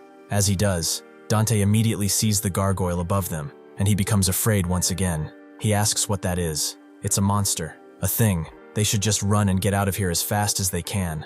182 just pins his head to the ground and notes that he should tell the gargoyle that he will never leave again. He told him many times before that there is no way out of here, and he was not lying. He should hurry up and say it if he still wants to live. Dante grits his teeth but resigns to his fate and promises the gargoyle that he will never leave again. 182 looks into the gargoyle's eyes, and since it detects no malice or deceit from the both of them, it simply vanishes. Dante gets up and asks what kind of creature that is. Was that just an illusion? He also asks about Rambutan and Lychee, that couple. Where are they? Did they manage to escape after all? 182 tells him that they died. What he saw was not just a simple illusion. Anyone who tries to escape this land will die, no matter how strong they are, no matter how much they love each other. No one can defeat the Hollow One. Inside the prison, the girl with the bag over her head from before is interrogating Bone Eater. He is a cannibal, right? That's a terrifying name for him too. So he really eats people? Or is it just a cool name to scare off anyone who might steal his fog? Bone Eater notes that if she really wants to find out, they can try it. He is rather curious as to what she tastes like. The girl tells him to put that away, and she didn't consent to it. But Bone Eater knows that she really is soft. He can tell just by touching her a bit. She looks rather tasty, doesn't she? Anyway, she is rather brave to come here. What business did she come on anyway? The girl pulls out a photo and notes that she is actually here to help to find someone. This man. His prisoner number is 182. His height is 182 centimeters, and he has 2 moles on the right side of his face, and he also is missing his right arm. Bone Eater grabs the photo with his tongue and puts it to his face, noting that he looks extremely delicious. Can he eat him? The woman sighs. If he likes him that much, then what else can she do? Bone Eater laughs, as she really does know him very well. Who is she really? The woman thinks a bit about it, and eventually notes that she is the same as them, isn't she? Bone Eater finds her rather good at talking. He has never met anyone like her, if he is honest. The girl notes that it's not ridiculous to say at all. He is just a village kid from around here after all. She is living in a region where only the strong survive. She is a senior of District A. After the gargoyle goes back to its resting place, the guys who are measuring how much it moved are shocked, because when they look at the gargoyles, they see that they are broken. How can that be? Why are they even broken? The bald guy wonders if the golem is injured, but can something like that even happen? Suddenly, a man by the name of Baba Yaga notes that this is an omen, and begins laughing. They are all shocked, as it's already been 5 years since he last talked. Baba Yaga continues, noting that this is a huge omen. A crack has appeared on the chains that keep them bound here. Immediately they know that this is a prophecy, something that happens maybe once every 5 years, so they should write it down, or remember it while they still can. He notes that the bird has taken flight. That day, the day of their liberation, is fast approaching. Dante asks 182 about those things. He called him a hollow one, right? Did it kill Lychee and Rambutan too? 182 notes that it wasn't just him, there was another one. There isn't just one of these things after all. It's something that haunts those who try to leave Fogland and kills them. Dante is shocked, and he still doesn't want to believe it. And Lychee and Rambutan never said anything about it either. 182 notes that they just lied to him, but Dante finds that even harder to believe. Does going outside mean death by a monster? Why and how? Something like that exists, and the outside world doesn't even know about it. 182 tells him to stop fooling around. He already saw it with his own eyes. If he crosses the wall, he dies. There is no way out of here, he told him previously. Dante immediately falls to his knees and says that it's a lie. It's impossible. Simply cannot be. In response, 182 just socks him. Now he already told him to shut up. As they get some food to eat, Dante doesn't touch it. He is only thinking about the Hollow One. It's a monster that can prevent escape. It must be some kind of prison security system. Perhaps something that causes hallucinations, or maybe some sort of intricate machine. Whatever it is, it must be a system strong enough to trap. These are not ordinary inmates. He thinks about what happened to him. At the end of the day, he was just bait. He grips his forearm tightly, as that was extremely close. However, he was the foolish one.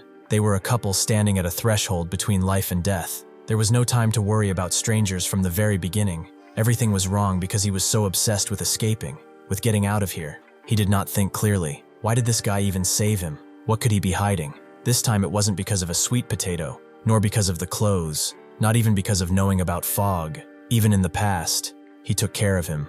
This guy, is he really just a good person? Even though he said some crude things to him, even though he treated him like a bastard, like he was not human, why is he kind? However, seeing how he is balancing his fork on his broken arm, Dante asks why it is like that, and 182 immediately hides it behind him, noting that he is fine. Dante doesn't buy that for a minute and comes closer, asking what it is. It's swelling. It's even bigger than before. They have to go to a hospital. He can't just keep it like this. 182 tells him to leave him alone. It's fine. It's just fractured. Dante knows that, even if that was the case.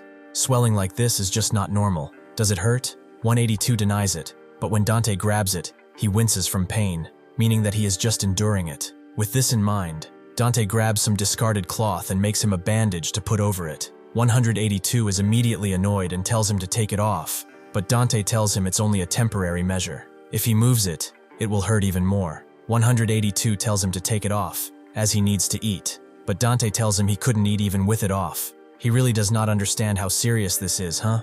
If he does not get treated, his arm will likely be useless forever. Does he really think he can survive here with just his legs? Right now, they are just two weak idiots just brushing against each other. If they run into a thug outside, they will probably die before they even realize it. 182 suggests that they go to the hospital. Dante asks if there really is a hospital here, which 182 confirms it has a doctor and staff too. It looks like a hospital anyway. Dante immediately asks where that doctor is, as this is vital information, but 182 doesn't know, making Dante wonder if that guy even exists in the first place. 182 explains that he's actually fought with a doctor before. He thinks it was somewhere in Zone O. Dante notes that this place is much bigger than it looked. He saw those two drawings on the map, which was already too big for a normal prison. That's when his mind locks on the map, as he still has the bag from before, the bag they carried around with them. He begins rummaging through it, and sure enough, he finds the map safe and sound among the remnants of the fog they were carrying. This is the Holy Grail. They found their salvation. As he begins putting it in place, he thinks that his mother, who was a devout Catholic, always said that everything happened for a reason. He does not believe in God like she does, but he does agree with that sentiment. If one can stand up after falling, then every failure and adversity becomes just a great legacy, a footnote in the successful story of one's life. Sure enough, he finds the hospital circled on the map, and not only that, but there is also all kinds of information on this map, vital information about the entire structure of this place. It looks like a giant pizza, and it seems they only drew about 4 zones, right? He wonders if there is some sort of headquarters that controls everything in the middle, but the map is cut at the center. Suddenly though, as he feels its ridges, he sees that it's not actually cut, it's folded, and it has a hidden compartment beneath. As he pulls it out, he sees that the command center is drawn to Fog HQ. There really is a center right in the middle. There is a general headquarters. He screams at 182, noting that he has a plan, as they are going to the center, but 182 is doing his best fentfold yet, having taken some of the fog, a true master at work. Somewhere else, at a rather well-known information broker, he keeps counting his fog like a drug dealer, noting that lately, he has been earning quite a hefty sum. If he gets lucky, he will find that one-armed bastard quickly, but he has really spiced up the atmosphere it seems, as everyone seems to be talking about him. This is the information broker Kasim. A note says they have visitors, customers, and Kasim tells them to let them in, but the Guardian doesn't know about that just yet. Before he can say anything more, Bone Eater leans into the frame of the door and steps inside, standing above Kasim like an executioner. He is shocked. This guy is the real deal. What keeps his gluttony in check? His monstrous body. This is the most dangerous guy among the thugs of Zone O. He hardly ever appears. He just knows about him from passing. Kasim asks what he can do for him, and Bone Eater takes out a photo of 182, which Kasim immediately recognizes. Isn't this guy the one Bloodhound was looking for too? Judging by his expression, Bone Eater guesses that he saw him before, right?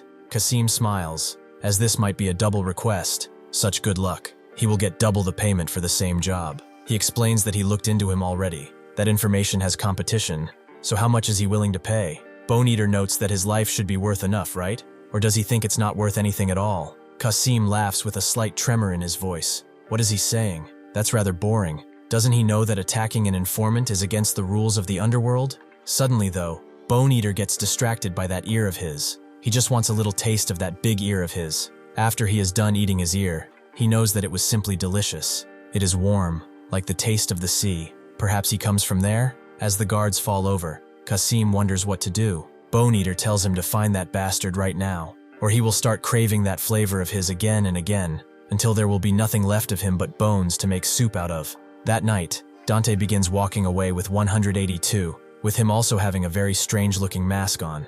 182 asks what he is doing, and Dante notes that there's a saying, if one wants to hide a tree, they should do so in a forest. Basically, he is acting as a prisoner, so he doesn't stand out like in the past. His ragged breathing causes 182 to get mad, as it's annoying, and he is also walking slowly, so he kicks him in the back. He's also not going anywhere because he is hungry. Dante asks what he even means by that. Did they not make a plan to go fix his arm? 182 is more concerned about the 2 cafeterias they passed. He wants food. Dante can't believe a grown adult like him is making such a fuss over food. He told him before, the cafeteria is dangerous. There are too many people watching. In the past, if he was hungry, he ate. If he felt tired, he slept. And if someone picked a fight, well, he fought. Those times, however, are over now. Ever since his arm got wrecked, he cannot fight anymore, and he cannot stop either. Dante reaffirms to himself what he initially thought. Now, there is a cliff at their backs. Any further retreat means nothing but death,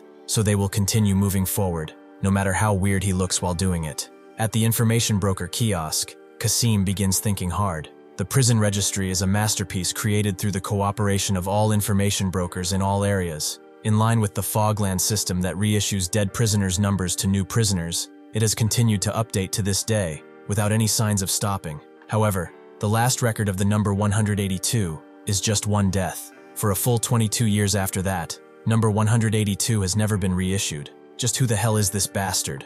One of the guards notes that maybe he just picked up a dead guy's number tag. There are plenty of them anyway. Guys who steal rare number tags, he means. Qasim thinks that's too easy. As Hound said, that guy was in a class of his own. The fact that he was issued a brand new uniform confirms that the prisoner number is actually real. The guard is confused. Even if he didn't die, how is he so insanely youthful? Qasim thinks that can't be true, and a guard suggests he might have gained the youth talent. If not, the registry just hasn't updated maybe. Qasim thinks that's impossible. It's been 22 whole years. That's long enough for it to reach the ears of the many information brokers around here. This means it was deliberately hidden.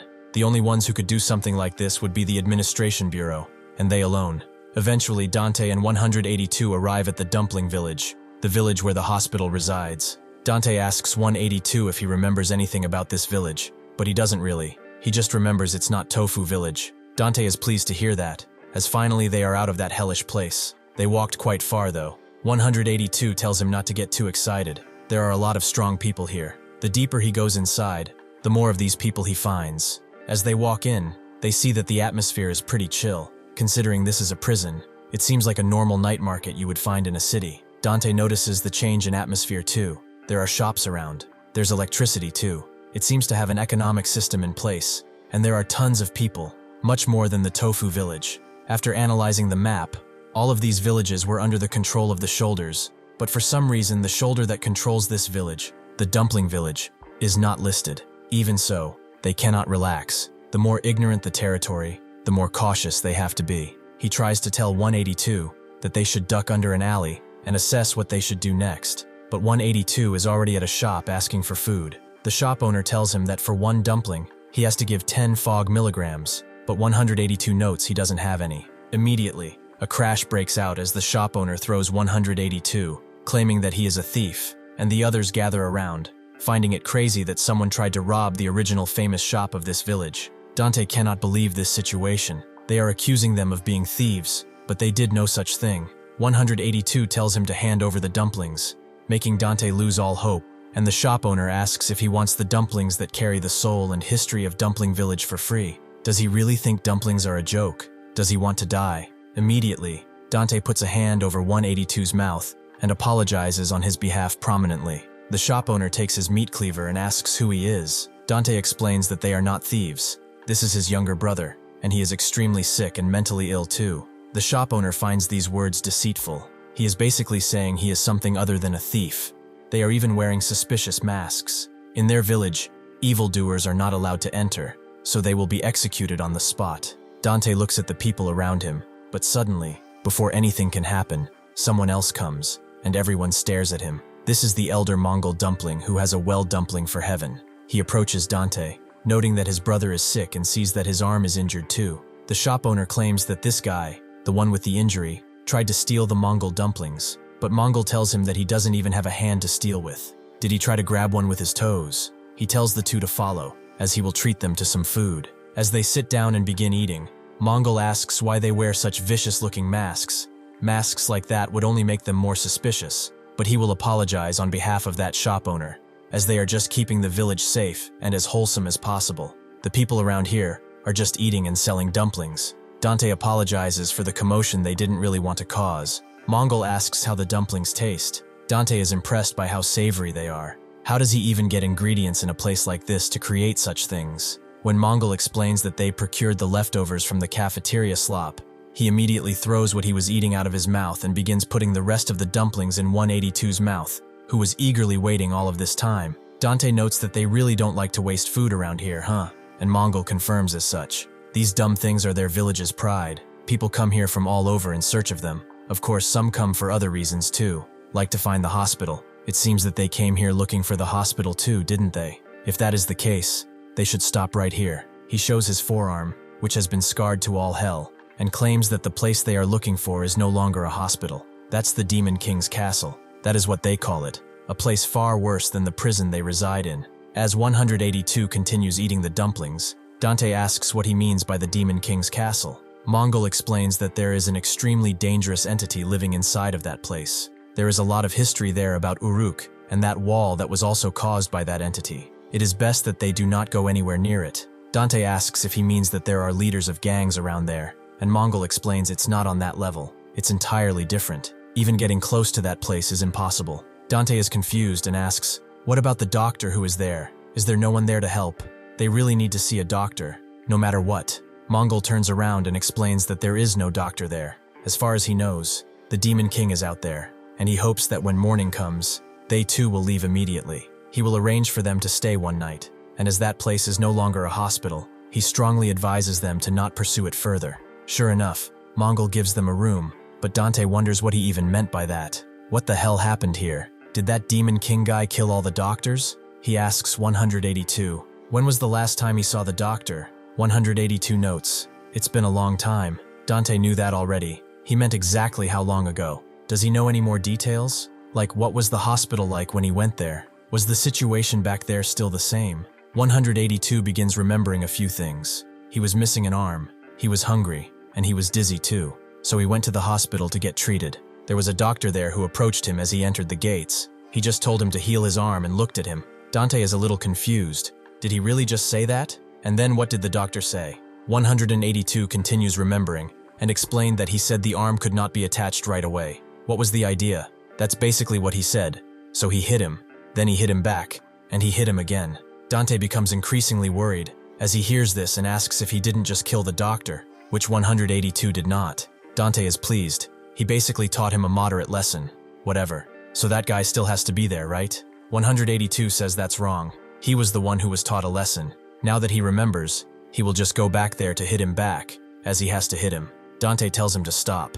Who the hell is he going to hit with that arm of his? They don't even know if the doctor is alive or dead right now. Besides, the village chief already said it. The hospital no longer has a doctor. 182 scoffs as he heard it, coming from the hospital. That doctor's voice. He still is there, although he doesn't know in what capacity. With this in mind, the next day they go to the hospital, which is exactly as described. There is blood everywhere, and corpses, old and new, are scattered along the walls. It seems that the dumpling elder really was right. This place no longer seems to be a hospital. Dante grabs 182's attention and asks if he really is sure the doctor is here, and 182 repeats again that he heard his voice, so he should shut up and follow. With this, Dante has realized another ability of 182. He has absurdly sharp hearing. He can hear with incredible clarity. Last night, when he asked what he heard specifically and from where, 182 replicated a whistling noise. But Dante wondered if that really was the doctor's voice. He asked if that was some kind of special talent he had, something like an abnormal sensitive hearing. 182 doesn't know. He doesn't have anything like that weird talent, and such. Dante refused to believe that he wouldn't be lying to him, right? Or can he hear sounds that others can't hear? Is that why he always tells him there's noise? He should say it. If he really has an ability like that, it would definitely help them a lot. Since 182 continued to refuse, Dante covered his mouth and murmured something extremely quietly, but 182 heard it and immediately kicked him. He barely moved his lips at the time. He practically didn't even make a sound, and yet he heard it. It's clear that he really does have sharp hearing. If that is the case, then this place right now, is it the Demon King's castle he heard about, or the hospital 182 remembers? Well, there is no other choice but to see it with their eyes, right? Before they enter, he pulls 182 away, and they both look at the main entrance of the hospital. He asks him if he's heard anyone talking inside. 182 denies such, and Dante then asks if he remembers the plan he told him. If he does, he should repeat it. 182 repeats that they will knock on the door and hide as fast as possible. If the one who comes out is not a doctor, they will find the weapon and run away. Dante is pleased he remembered that much and told him to go. This is the plan. Hit the bell and run. Besides the fact that 182 has very sharp hearing, he also runs as fast as Rambutan, maybe even faster. If 182 goes up there, they can safely check the situation inside the hospital. Sure enough, 182 taps the main entrance with his foot a few times, and then immediately runs back, only to fall right next to Dante. As they wait, they see that nobody is coming out. Dante asks 182 if there's nobody inside, if he hears anything from the inside, which he denies, so Dante thinks they should try again. He has to knock harder this time though. 182 does the same thing, but still there is complete and utter silence. Dante wonders what the hell could be happening inside, and asks if he still hears the voice of the doctor he mentioned before. 182 notes that he should try again and begins running towards the door, but as soon as he taps the glass again, he bursts forth, completely shattering the entrance. He calls out for 182 and tells him to get out of there quickly, but before he can, he is thrown away by someone, making him tumble across the walkway. Dante is shocked and looks at the entrance, wondering if it's the Demon King, but suddenly, through it comes out someone rolling a pair of surgical scissors around his finger. He calls them rude, asking why they are even bothering him so much. Do they not know how to knock gently? 182 notes that he is a doctor, making the doctor rather confused. Did he come here to see a doctor or something? 182 confirms as such, and tells him to fix this arm. The doctor gets annoyed, and tells him that he will give him 3 seconds to get out of his face. At the same time, Dante tells 182 to show some manners, and try to look as pitiful as possible. The doctor hooks one of his fingers in 182's mask, and asks if he brought any fog with him to pay, or does he think he deserves to be treated like a human? Trash criminals like him dare to think something like that? 182 notes that he is a doctor, but the doctor asks what that has to do with anything. Does being a doctor mean that he has to heal injured people for nothing? Suddenly, 182 tries to kick him in the guts, shocking Dante, but he knew this was coming. Before the strike could hit though, the doctor managed to catch it, and as he previously thought, this is how people like him behave, isn't it? Like a bunch of ill-mannered idiots. He tries to kick him instead, completely shattering the pillar behind him and making Dante tumble away. The doctor is impressed that he managed to dodge that. Not bad for someone with one arm. Suddenly, 182 spins on that one bad arm and kicks the doctor away. But the doctor manages to catch his leg, and note that he's pretty good at putting up such a tough act. Using that leg as leverage, he pummels him into the ground, and Dante is knocked out by that previous blast. The doctor wonders what he will do now, since one of his legs is useless too. He is now a one-legged bastard. He probably can't even survive outside of the hospital anymore. Suddenly though, 182 hooks his leg around his head, and grabs and bites his arm. But this was not something done out of desperation. The doctor can see that he was actually aiming for his thumb flexor muscle. This has just gotten extremely interesting. Before 182 can do anything more, the doctor hits him.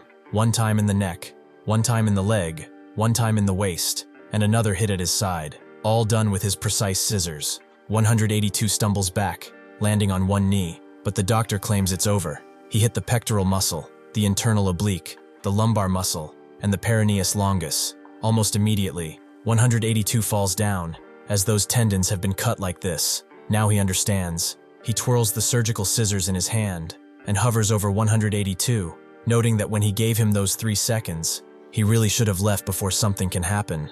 Though Dante crashes into 182 and screams at him to stop, he should calm down, as they did not even come here to start a fight. They came here to see the doctor. The doctor asks who he is hiding and sneaking around like a bug.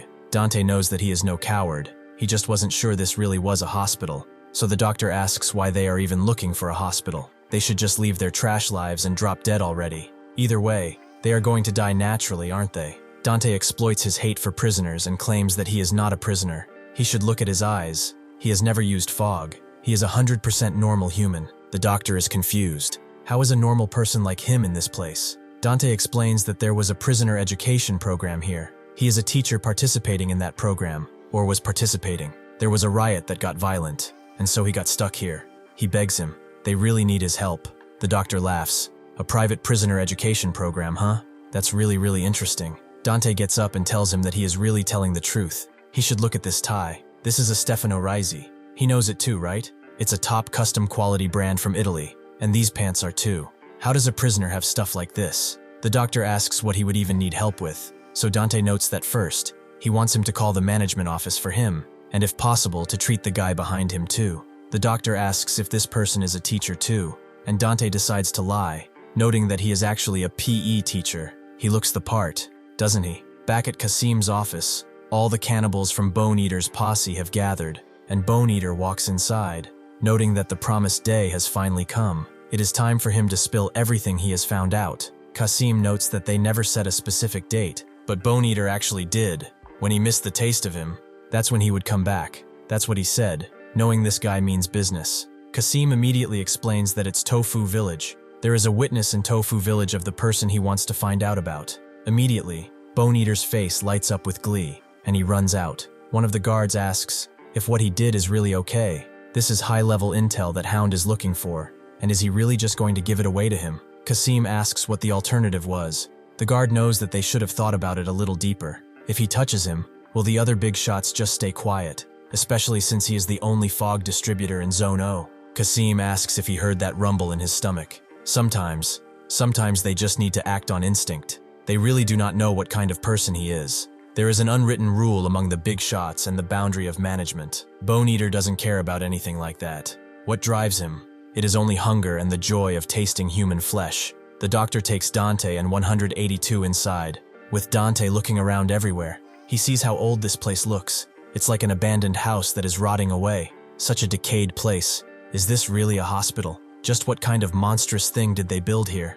Eventually, the doctor comes inside and explains that the wounds 182 has aren't that serious. They just need to treat them so he recovers like before, right? Dante gets up, noting that he forgot to introduce himself, and he does so, extending a hand. The doctor tells him to not touch his hands, as they will get infected, and introduces himself as Relin. That is his name anyway. He also wants to know the name of the patient waiting on the table. Dante doesn't really want to say his prisoner number as well. He said he was a PE teacher, so he decides to name him David. Yeah, his name is David.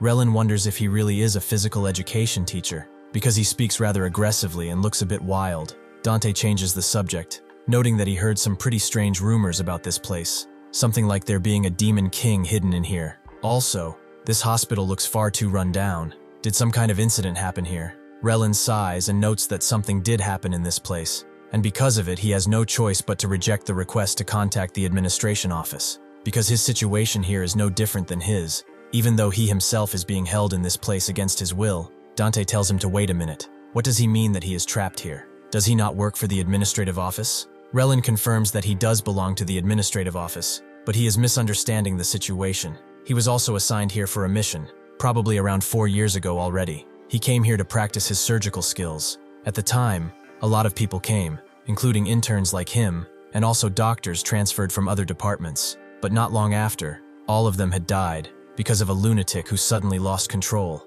The only one who survived is him. Dante asks what happened after that. Didn't they try to rescue him at all? Relin faces him and asks if they had tried to rescue him. Did he think he would have been trapped in this hell for 4 years? Dante heard that, because the fog was too thick. Rescue efforts became difficult, but Relin is confused because of the fog. It seems that he still hasn't realized it. The ones who truly belong to the administrative office are those people. The ones who kept wearing masks and moving around here like nothing ever happened. It's not that they could not find him. It's that they are deliberately abandoning them here to be slain and used like cattle. Dante decides to wait outside the operating room and thinks that Relin really is right. From the start, the fog was already covering everything extremely quickly. They have no protective equipment. Everyone who was there back then had inhaled the fog. He never saw any N95 masks, though. What those soldiers used were simple, ordinary masks. Then, who were they really? Were they people from the administrative office? The old guards who had previously died in that classroom, were they deceived too?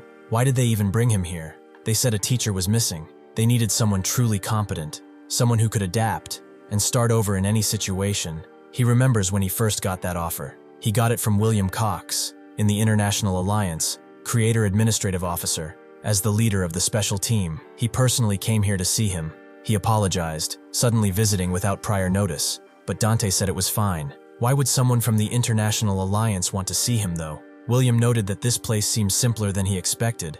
Is he not from the famous Dr. Kang family? His family has been known for its wealth for quite some time. Dante explained that it is true, but that was a fortune he did not create, and has been living independently for a long time.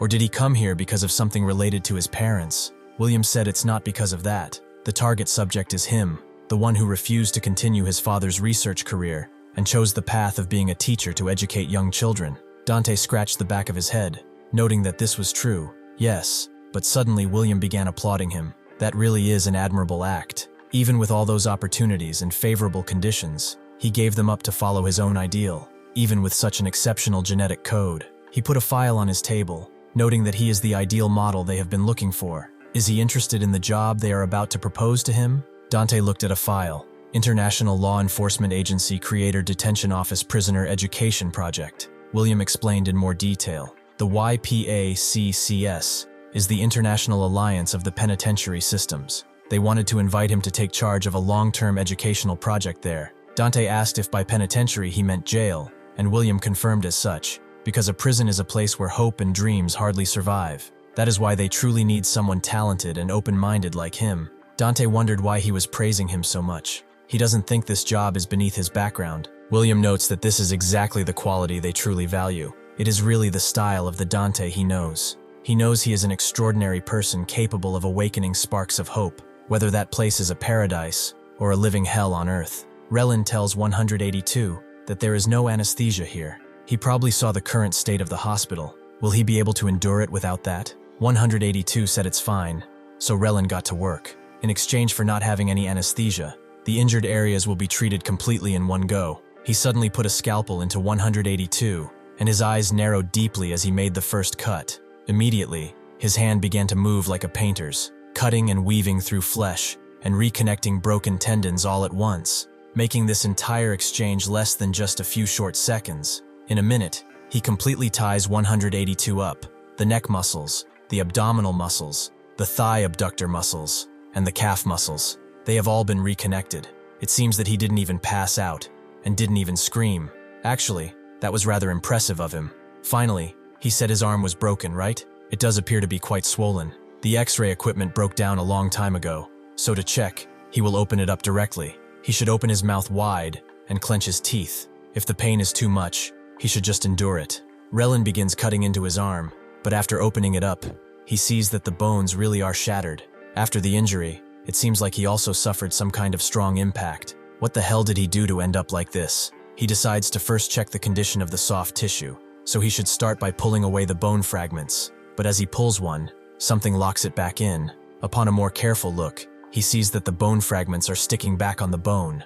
Wait, that's not it. Those fragments automatically return to their original position, like they are turning back time. He pulls off his medical mask with rage and immediately storms out of the operating room, carrying 182. He faces Dante, angry as all hell, and asks if he is tired of living.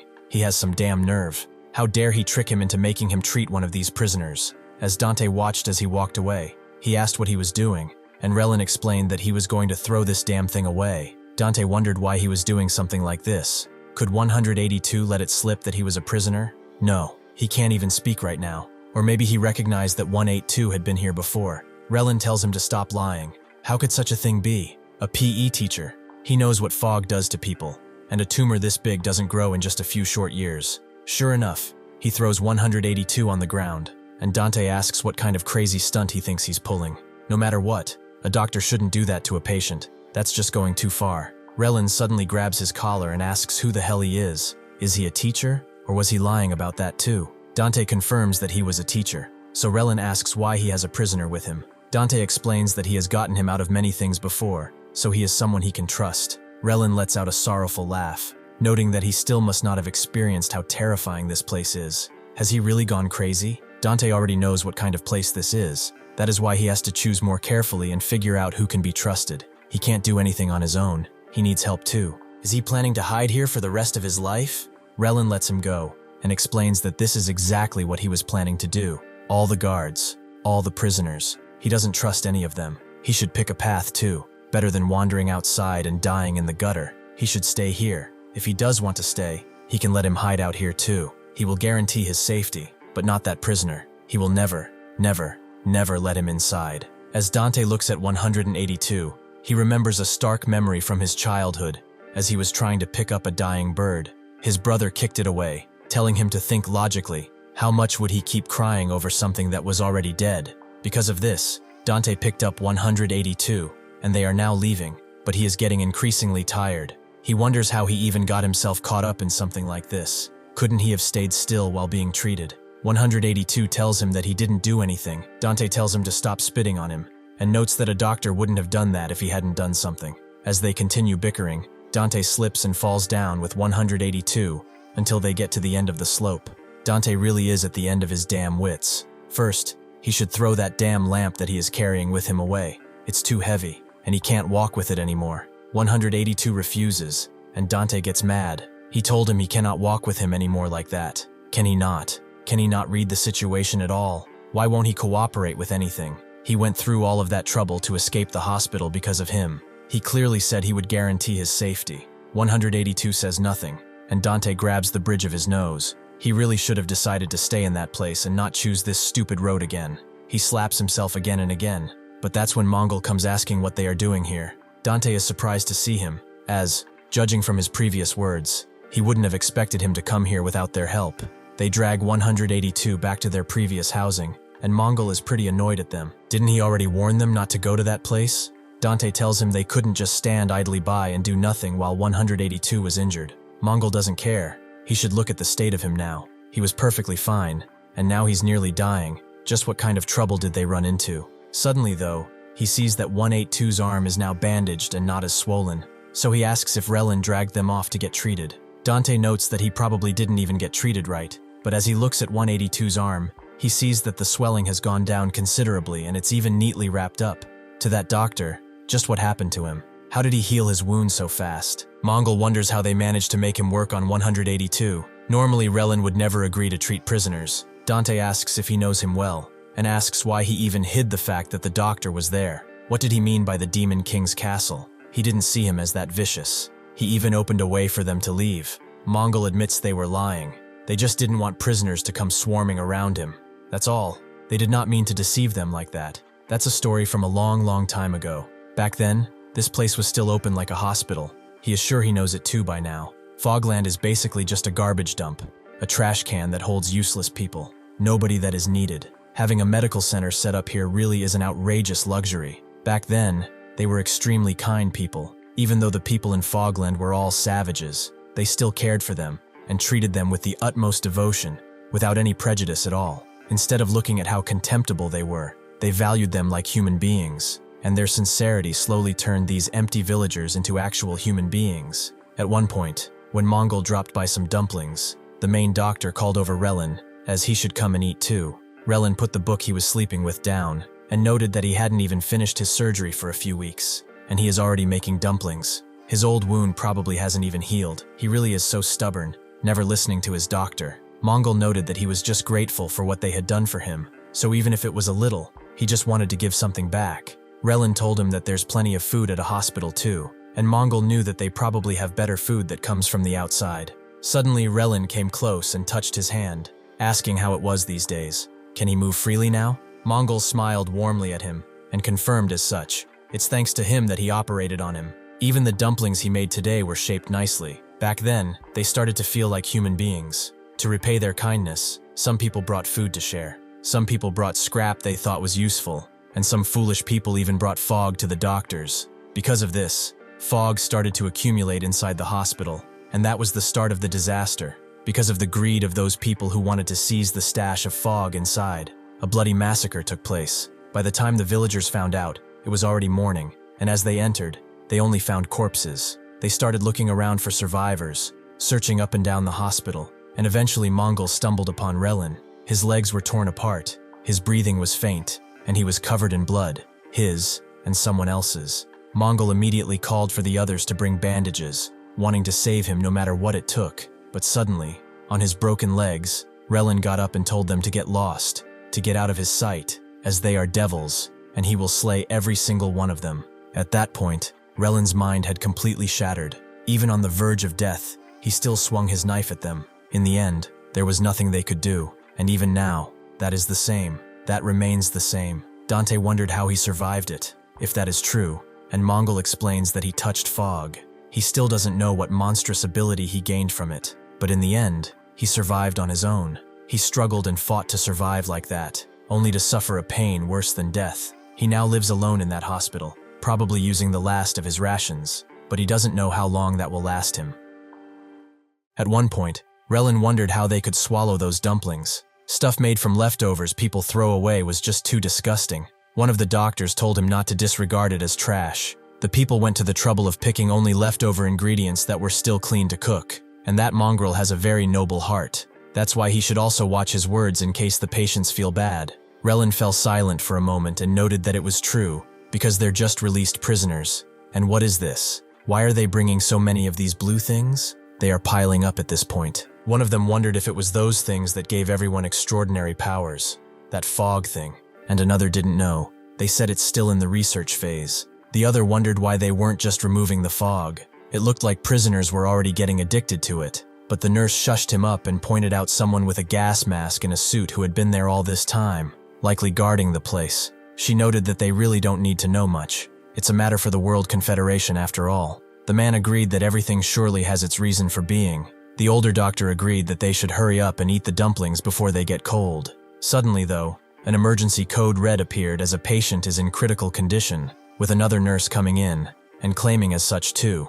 They immediately rushed the one who was injured into the operating room, with his pulse already below 40. They administered medicine and stuff, but Relin wondered if he would survive in this state. The equipment here does not seem sufficient at all. The other doctor asked what nonsense he is talking about in front of a wounded man who was still breathing. They have to keep him alive until the end. He tells him to get inside, too, as he will be the assistant surgeon. They went inside the operating room after changing and noted how much she was bleeding. They were running out of blood bags, too. The older doctor damned it all, as it was a complete and utter mess. In this condition, they can't even find a bleeding point. However, that's when Relin took over and found it. It was the facial artery, surprising the director and everyone else. With this, they stabilized the patient, with the older doctor claiming that it was getting dark. Since he first got here, this is the first time he has seen such a major surgery. It was pretty tough, wasn't it? The older doctor also wondered how he found that artery so quickly. The tissue was completely shredded, so he couldn't distinguish anything, and on top of that, the blood was spurting so fast. Relin told him that he saw a flash right before the blood clogged everything, and the older doctor was impressed. He really has incredible concentration. Thanks to him, he could leave everything in his hands. Relin also apologized for taking the forceps from him like that, but the older doctor said it's fine. For such an emergency, who cares about the details? Besides, today he was the assistant surgeon after all. He is the one who brought back that patient from the brink of death, so from now on, he should not give up so easily, because in the future, he will definitely become a great doctor. Unfortunately for them, that night the patient had no intention of staying put, and naturally, he took out the older doctor upon seeing him and went in to kill Relin too. He noted that it was him. It was really him. He himself was the one who caught him and locked him back up in this damned prison, in this prison of his called the body. Therefore, he must want to try it too, right? The punishment of being alive. Relin smashes a can into the wall as he remembers this, and looks at the bag of dumplings next to him. Back in the dumpling village, 182 just says, eat, and that he wants dumplings. Dante wonders where they are supposed to get food from. He really can't read the room, can he? That grandpa darkly explained everything about Relin holding out for 2 years inside that hospital all alone. Dante noted that before something happened to him, wouldn't it be better to persuade him? After all, he still has old ties with the people in the village. Mongol didn't know about that. He thinks they were even more like strangers to him than others are. Considering he agreed to treat them, it was probably because they are outsiders, so there is nothing they can do. The other guy, his assistant, wondered if he agreed to treat outsiders like this. Doesn't that mean he is already changing his mind? Mongol told them that this was enough. Do they still not get it? Relin is actually punishing them, so they should let him do whatever he wants. Dante didn't really get it. No matter the situation, they have to think of a way of getting out of here. So what's the point of staying in here and lamenting like that? He could probably help a lot, and he seems to know a lot too. If he's going to throw away such a valuable life, then at least he should throw it away to him. 182 says he's just a complete nuisance, and Dante pointed at him, noting that the doctor he called the nuisance healed him, so he should learn to be grateful. It's exactly because of jerks like him that Relin got angry. He is the one who should bow his head and apologize. Is he not going to apologize? 182, very brokenly, says that he was the one who hit him first, but then also clearly states that he is a patient as well. This is the first time Dante has seen an emotion from him that was not anger. What he shows as anger isn't actually that. In fact, he is just hurt. Maybe he has already expressed many feelings under that mask of anger. Like those rebellious teenagers who usually act like that. They all show all kinds of emotions through anger or irritation. He may seem like just a stubborn person who doesn't speak clearly, but in reality, it's because they don't know how. They don't know what that feeling is really called. Inside anger, true feelings are hidden. Things like loss, shame, and even worry, perhaps even guilt. Most of those problems that arise between people can be solved just by knowing the true name of that feeling. The next morning in the dumpling village, a guy speaks with his friends, noting that since the sun is up, they should eat a dumpling and get a drink. Before he can explain where he got the money from, someone bumps into him. He turns around to reprimand him, but then sees that it's the cannibals, and he immediately pees his pants. Mongol gets done with his morning dumplings too, and knows that he's going to check on that boy with glasses to see if he's awake yet, so he can bring him for breakfast. The stony assistant wondered if it was going to give him free food again, but Mongol just told him that he must be terribly hungry since last night, and about yesterday, he behaved in a way that wasn't very appropriate for an adult. He is just a hungry child, and he is homeless as well. He tells the assistant to take them and deliver it, but suddenly, that's when another assistant came in, noting that something serious had happened. The Bone Eater is in their village. Mongol doesn't know who he is at first, but the stony assistant explained that it's that guy who eats people, the one who devours human flesh. That bastard is the worst of the worst. He will take the defensive forces and deal with him. However, Mongol told Legos to wait. Causing trouble will only bring more negative consequences. It is better to invite him in as politely as possible. They can't allow the villagers to get hurt after all. Dante wakes up in the morning too, wondering how long it's been since he slept so deeply. He's also starving to death, and he smells awful. He wants to take a bath. He sees that 182 is still asleep.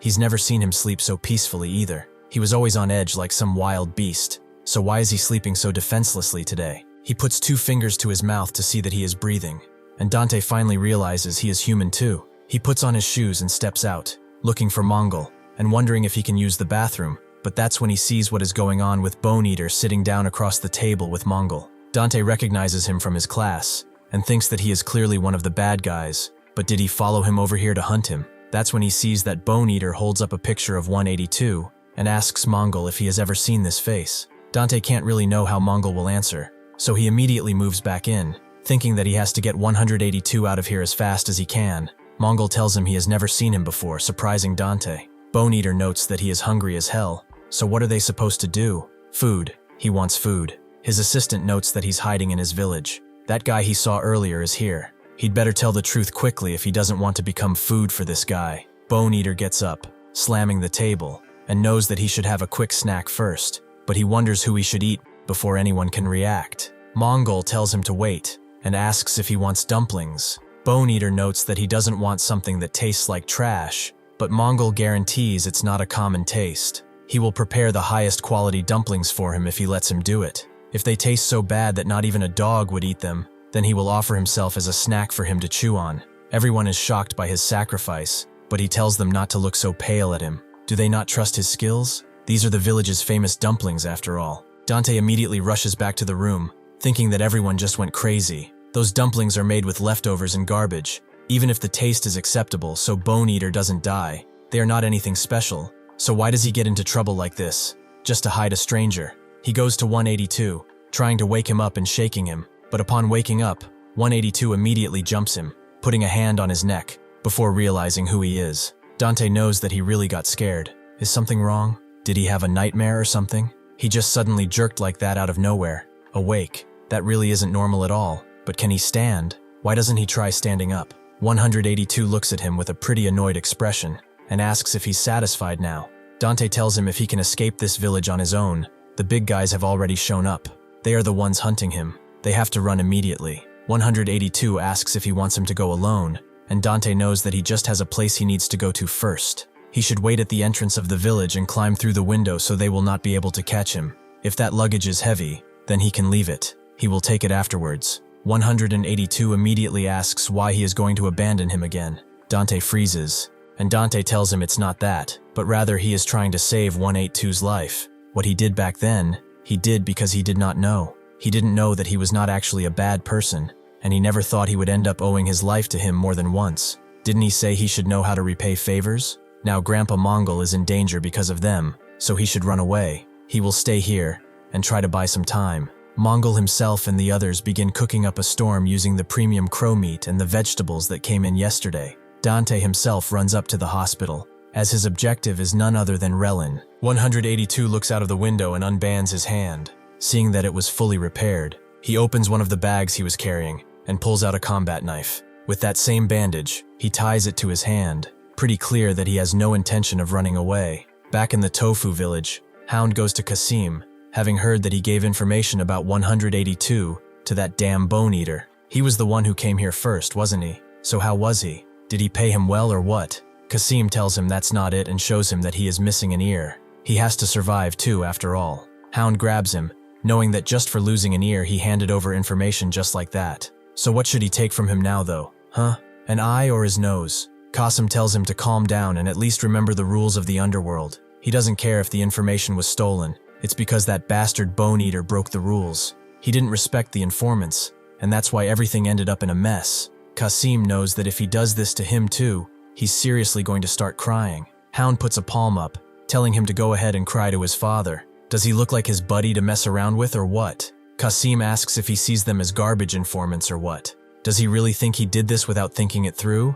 But Kasim tells him that's not really all. One of Kasim's assistants notes that they say the bone eater's muscles in his tongue are as strong as an anaconda's, and the other one says something too, that his digestive juices are like hydrochloric acid. Additionally, Kasim tells him that when that bastard tasted his ear, he said it tasted like a warm beach, when in reality, he was born on a beach in Central America. So that guy's real talent is the ability to collect information through taste with a chilling level of precision. The information about 182 that he is so desperate to know, the bone eater could taste and figure out. The man learned this for the first time as well. As expected of Kasim, he had everything planned out. Hound just asks what the hell the point of that is. If that bastard gets eaten by bone eater first, what's the point? That bastard, he will have to torture him until he begs for his life and crush him to death with his own 2 hands. Kasim tells him not to worry about that. He will get him out of there no matter what. He already sent an infiltrator to blend in on bone eater's side. He should know his level of skill is quite high. This isn't just any infiltrator. They are mercenaries from District J. They are on the level of an armed assault unit. Eventually, the premium level 10 dumplings are ready. Mongol explains that he used the most valuable ingredients they have in the village and put all of his heart into it, so he should please help himself and eat as much as he wants. Bone eater takes off his helmet thing, letting his jaw unhinge naturally, and he immediately puts his tongue in the pile of dumplings, his eyes swirling around crazily as his tongue glows. Then he says that they are absolute trash. Mongol is annoyed. Just by touching it with his tongue, he says something like that. He should try eating one first. Bone eater says he doesn't need to. It has crow meat caught yesterday, carrots and onions from the supply box, and the rest tastes exactly like a bucket of cafeteria leftovers. He does not need to eat it to know that it's trash. He throws one at Mongol, who picks it up from the ground, noting that he doesn't know anything. In his life, he has gone hungry countless times. He was a homeless drifter for 10 years. To fill his stomach, stealing fruit from citizens became normal. It was a brutally cold winter when something happened. When he stole a bunch of dumplings, the owner, instead of chasing after him to catch him, gave him another warm set of dumplings, which were unbelievably hot. That's why he wanted to feel that sensation too. The best gift he's ever received in his entire life. He wanted to give it back. If one's body and their heart warm up, that twisted heart will end up disappearing on its own. So he should please try taking a bite. At least one. Well, Bone Eater is getting curious now, to find out what it's like, that dumpling head of his. He pulls him up with his tongue, and Mongol guesses that it ends here. He will probably disappoint him again. The doctor, he means. Dante makes his way inside the hospital, calling Raylan, as there's a total disaster happening in the village, and Mongol is in danger. Some big bads have shown up in the village, and that psychopath is trying to capture people to eat them. He calls out for help again and again, but nobody answers. He knows he is hiding in here somewhere. He can't do something like this, not with Grandpa Dumpling. He's always wondered how he managed to survive. That day he kicked him out. He ran into Grandpa Mongol in front of the hospital, and he had a bag in his hand, a bag that had dumplings. He must have been leaving dumplings at the hospital all this time because he was afraid he would starve to death. With that disabled arm, he never stopped, not even for a single day. He's his benefactor. The fact that he is still breathing today is thanks to his hard work, but he should do whatever he wants. In his eyes, the traitors aren't the villagers, but him. It seems that these words were enough to awaken something in Raylan, and he asks what the hell he is talking about. The villagers immediately go to Mongol's defense. He tells them to stop as it's dangerous, but they don't, and a Bone Eater twirls his tongue around, throwing them all into the walls and such with practiced ease. His minions also begin fighting, and Mongol tells everyone to stop. Isn't his life alone still not enough? He would stop resisting, so he should eat him already. Bone Eater says otherwise. If he wants to satisfy him, this is the last time he is asking about this guy. Just where is he? Before Mongol can even think of formulating an answer or not, 182 speaks out, noting that he is here, his hand tied to that combat knife. Raylan asks Dante what the hell he is saying back at the hospital, and Dante knew he was here, now to get him to fight. He knows that he is really going to help, right? But Raylan tells him that the old man with the trash dumplings just saved his life. He should stop selling such stupid dramas. Even if he does not have those shitty dumplings, he has emergency supplies. Dante tells him that he knows very well what that old man intended, so he wants him to help. If that old man dies, he will regret it later. He won't want that, will he? Raylan comes out of his corner and notes that what he regrets most in life is using these two hands of his to save the life of a prisoner who was about to die, because that damn prisoner made him lose his comrades. The life or death of those trash prisoners below. He does not give a damn about any of that. As 182 reveals himself, Mongol calls him an idiot. Kasim's spy is glad to see that he finally showed, noting that he is the one-armed demon king, the one who completely wiped out the Hound Gang.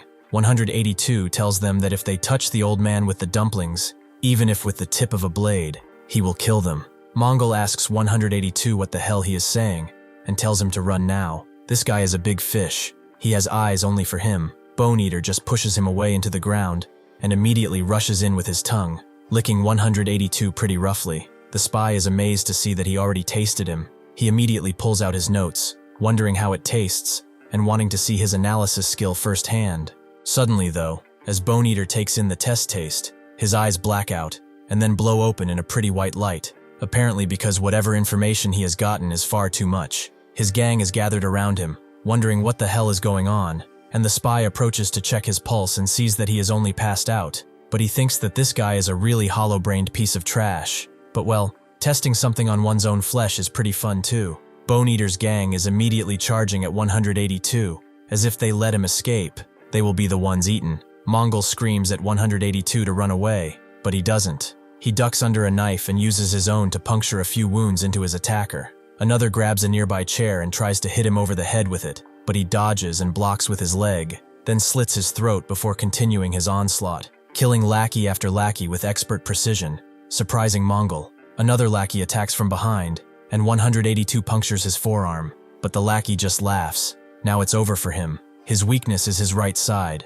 the amputated arm. In exchange for a life, he has sacrificed his bones. He throws the knife he was holding to his other arm, aiming to stab 182, but before he can, 182 intercepts the knife with his knee and drives it into the lackey's stomach. 182 knows that it's about as expected. Anyone who tries to act tough with him, he will kill them. The spy tells him that's enough, holding a blade to Mongol's head. He tells him that his knife techniques are pretty nice, just like they say about the ones who exterminated the Hound Gang. Now he is curious to know what kind of talent he has left. 182 immediately pushes him off Mongol, but the spy tells him to listen until people finish talking. That's how it's supposed to be. First of all, he is not from that pathetic Bone Eater gang. He only accepted a job to take him with him. 182 understands and asks if RR sent him. The spy doesn't know who that is, but also cannot tell him who hired him. but it will be smarter if he follows him, because if he wants to escape the Bone Eater, this is the only moment. He does not know how strong he truly is, but he has no way to face the Bone Eater with that rotten arm of his. 182 understands, then he will just kill him now, and end it. Before he can puncture the Bone Eater's neck, the spy stops him, tells him not to even dream of it. That is what he has to stop him from doing, after all. Also, he forgot to introduce himself. He comes from the mercenary group of District J, the armed assault unit. His code name has multiple meanings, Mullark, and he never said he was weaker than the big fish that lives off these trash prisoners. Back at the hospital, Dante thinks that he rushed a bit. This guy is a lot colder than he thought. But from what? From the way he agreed to treat 182. Deep down, he really is compassionate. Relin asks who he thinks he is, meddling in other people's business like that. What does this have to do with him in the first place? Dante remains frozen for a bit, and then his hand begins to quiver. The truth is, it's because of them that this is happening. Mongol helped them hide. Those people are good. They did not say anything about them until the very last moments. Relin sighs. Prisoners who are good, huh? It seems that he has still not opened his eyes fully. Has he already forgotten why he is trapped here? He is a teacher and all, but it seems that his brain is not used for learning. Dante's expression, which immediately drops. He thinks it's because he does not learn. Normal people matter to him. He needs good people. And what is so special about him, huh? Rejecting those who try to help and locking himself in here. Is that smart? Honestly, this hospital was not built by his family, was it? Is he going to declare the whole town as his enemy? Is he going to stay here and die alone just out of some spite? He should stop messing around with that insanity. This is not because of that stupid grudge. It's because he was the only one who survived. That is why he feels guilty about continuing to live like a normal person. He is simply ashamed that he still has the nerve to keep breathing despite it all. At the dumpling village, 182 pushes off Mullark but tries to slit his throat. But Mullark raises his forearm, revealing that he has a shield there. He thinks that this might seem like a clash between the spear and the shield. The shield can protect everything, and the spear can pierce through everything. It's quite a conundrum. 182 doesn't listen to him, and continues charging in, unleashing flurry after flurry of knife blows. But Mullark blocks each one. He notes that if he has to choose only one of them, he will take both. He unleashes a devastating strike right into 182's head, who simply dodges it. Mullark continues, noting that because he can focus 100% on both sides at the same time, he does not need to switch between one or the other. He can use both at the same time, and with great precision too. Seeing this, 182 lets go of the bandage he's been holding the knife with completely, and blocks another strike, making the sutures on his arm bleed roughly. Mullark knows that he has only one choice between attack and defend, and pins 182. He strikes him on the chest before pushing him, and throws a feint before unleashing the real attack, a knee strike right into 182's chest, making him crash into a nearby building roughly. Mullark notes that this doesn't count just for weapons. He can throw a kick at the same time too, but then sees that 182's knife is actually in his leg, surprising him. It seems he's not bad. He's got some real skill, but if he just throws out the only weapon he has, like that without thinking, does he really think that it will do him any good? He throws the knife at 182, who dodges, and then moves in with another slam of his knee,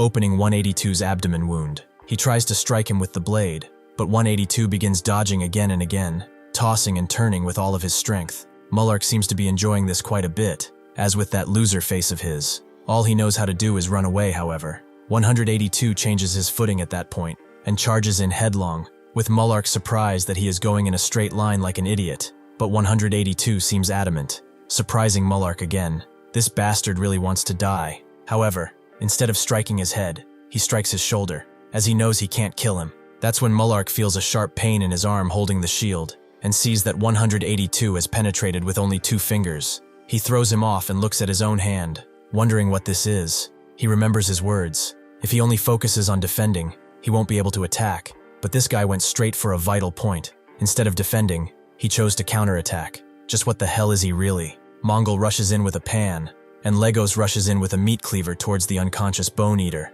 But seeing them both at once, Mullark defends and puts them to the ground, telling them to just stay crouched down silently. Do they really want to die? His job is to drag this guy back alive, and what the hell is this? He didn't cut him deep enough for him to end like this. He cuts a bit more of his uniform off and sees that he has a pretty big wound. He drags his body around into a fight with a wrecked body like this. Was he injured from the start? Well, it doesn't matter. He just doesn't need to die yet, or they will dock his pay. With his target secure, he thinks that for his talent, even after testing it in combat, He can't confirm it. His body looks normal. There are no signs of mutation anywhere. And as for this reverse sati, he will have to go without. Suddenly the bone eater wakes up, noting that he has got this taste before. It's a very, very familiar taste when people were toying with him when he was weak, putting apples and food through his grates, because he couldn't open his door because he was weak. Apparently the guard forgot to unlock the cell, and they left him trapped like that for over a month without food. So the other prisoners have been keeping him as a pet to play around with before he dies. One of them foolishly put a bunch of fog through, telling him that it's rice or something, but he put his hand way too far through the grate, and the bone eater bit down greedily. That was the first taste he had ever tried, the delicious taste of fog. Back at the hospital, Dante damned himself, as he didn't mean for it to end like this. Digging into other people's problems like this isn't a good way to persuade them. It's a shitty old habit that his brother used on him as well. However, Relin says that he is right. It's his own fault. His colleagues died because of his fault. That miserable bastard said it was because he managed to survive. He deserved to suffer like this. The prisoner did not just kill him. He literally took his face off, and the other patients were clearly shaken by this entire thing. They were suddenly bewitched by the man's words, to judge the outside world, to scream in agony like the day he was born. Life is only a circle of hell. These are the gallows. Here, it does not matter if they are guilty or innocent. It's a torture chamber that does not wait for confession. Sinners who receive their punishment do not let those bastards come to judge us. With that, they began killing the medics and other innocent people, hence the massacre. Relin grabs Dante by his shirt, telling him that everything that miserable bastard said was the utter truth. This is hell. He can't die, but being alive is like being dead too. He thought it would be better to die with his friends, but in the end, his body fought to survive. He ate fog in the hospital like a madman just to survive. With the talent he obtained, he immediately performed surgery on himself,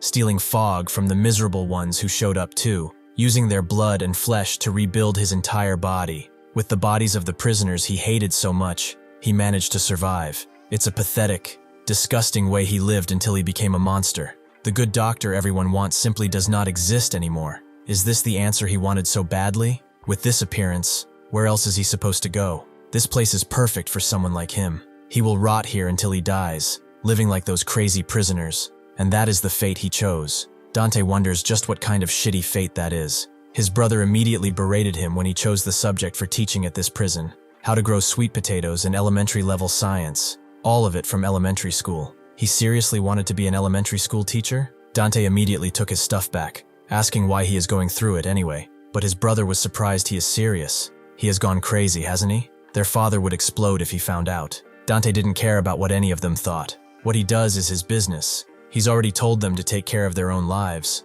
What right does he have to meddle in his business? His brother said that he was simply worried, so he started out just to become a simple babysitter. Isn't being a teacher just way too pathetic? Dante told him that he was just a perfectionist. He adores luxurious jobs, obsessed with status, but he's a piece of trash. All of them are just monsters. They are both mother and father too, so he should stop trying to control his entire life, as he will never be garbage like him. However, in the end, the path he chose himself got distorted, drifting away from what his heart originally desired, thinking that it would be shameful if people saw him teaching little kids. That's because the owner of his own heart was never him from the beginning, because the teacher who shaped him was nothing but a simple monster. He is wrong. That wasn't the fate he chose himself. It was the karma that the damned prisoner forced onto him long ago. Someone like him couldn't be trash like that. He should look at the dumpling village. Here, in this hell, it is the only place where rules and morality exist. The old man built it with his own 2 hands as the true master of this village. Relin asks why the hell he should care, even though the chain on his heart begins to chip. He should tell him to stop doing those stupid things already.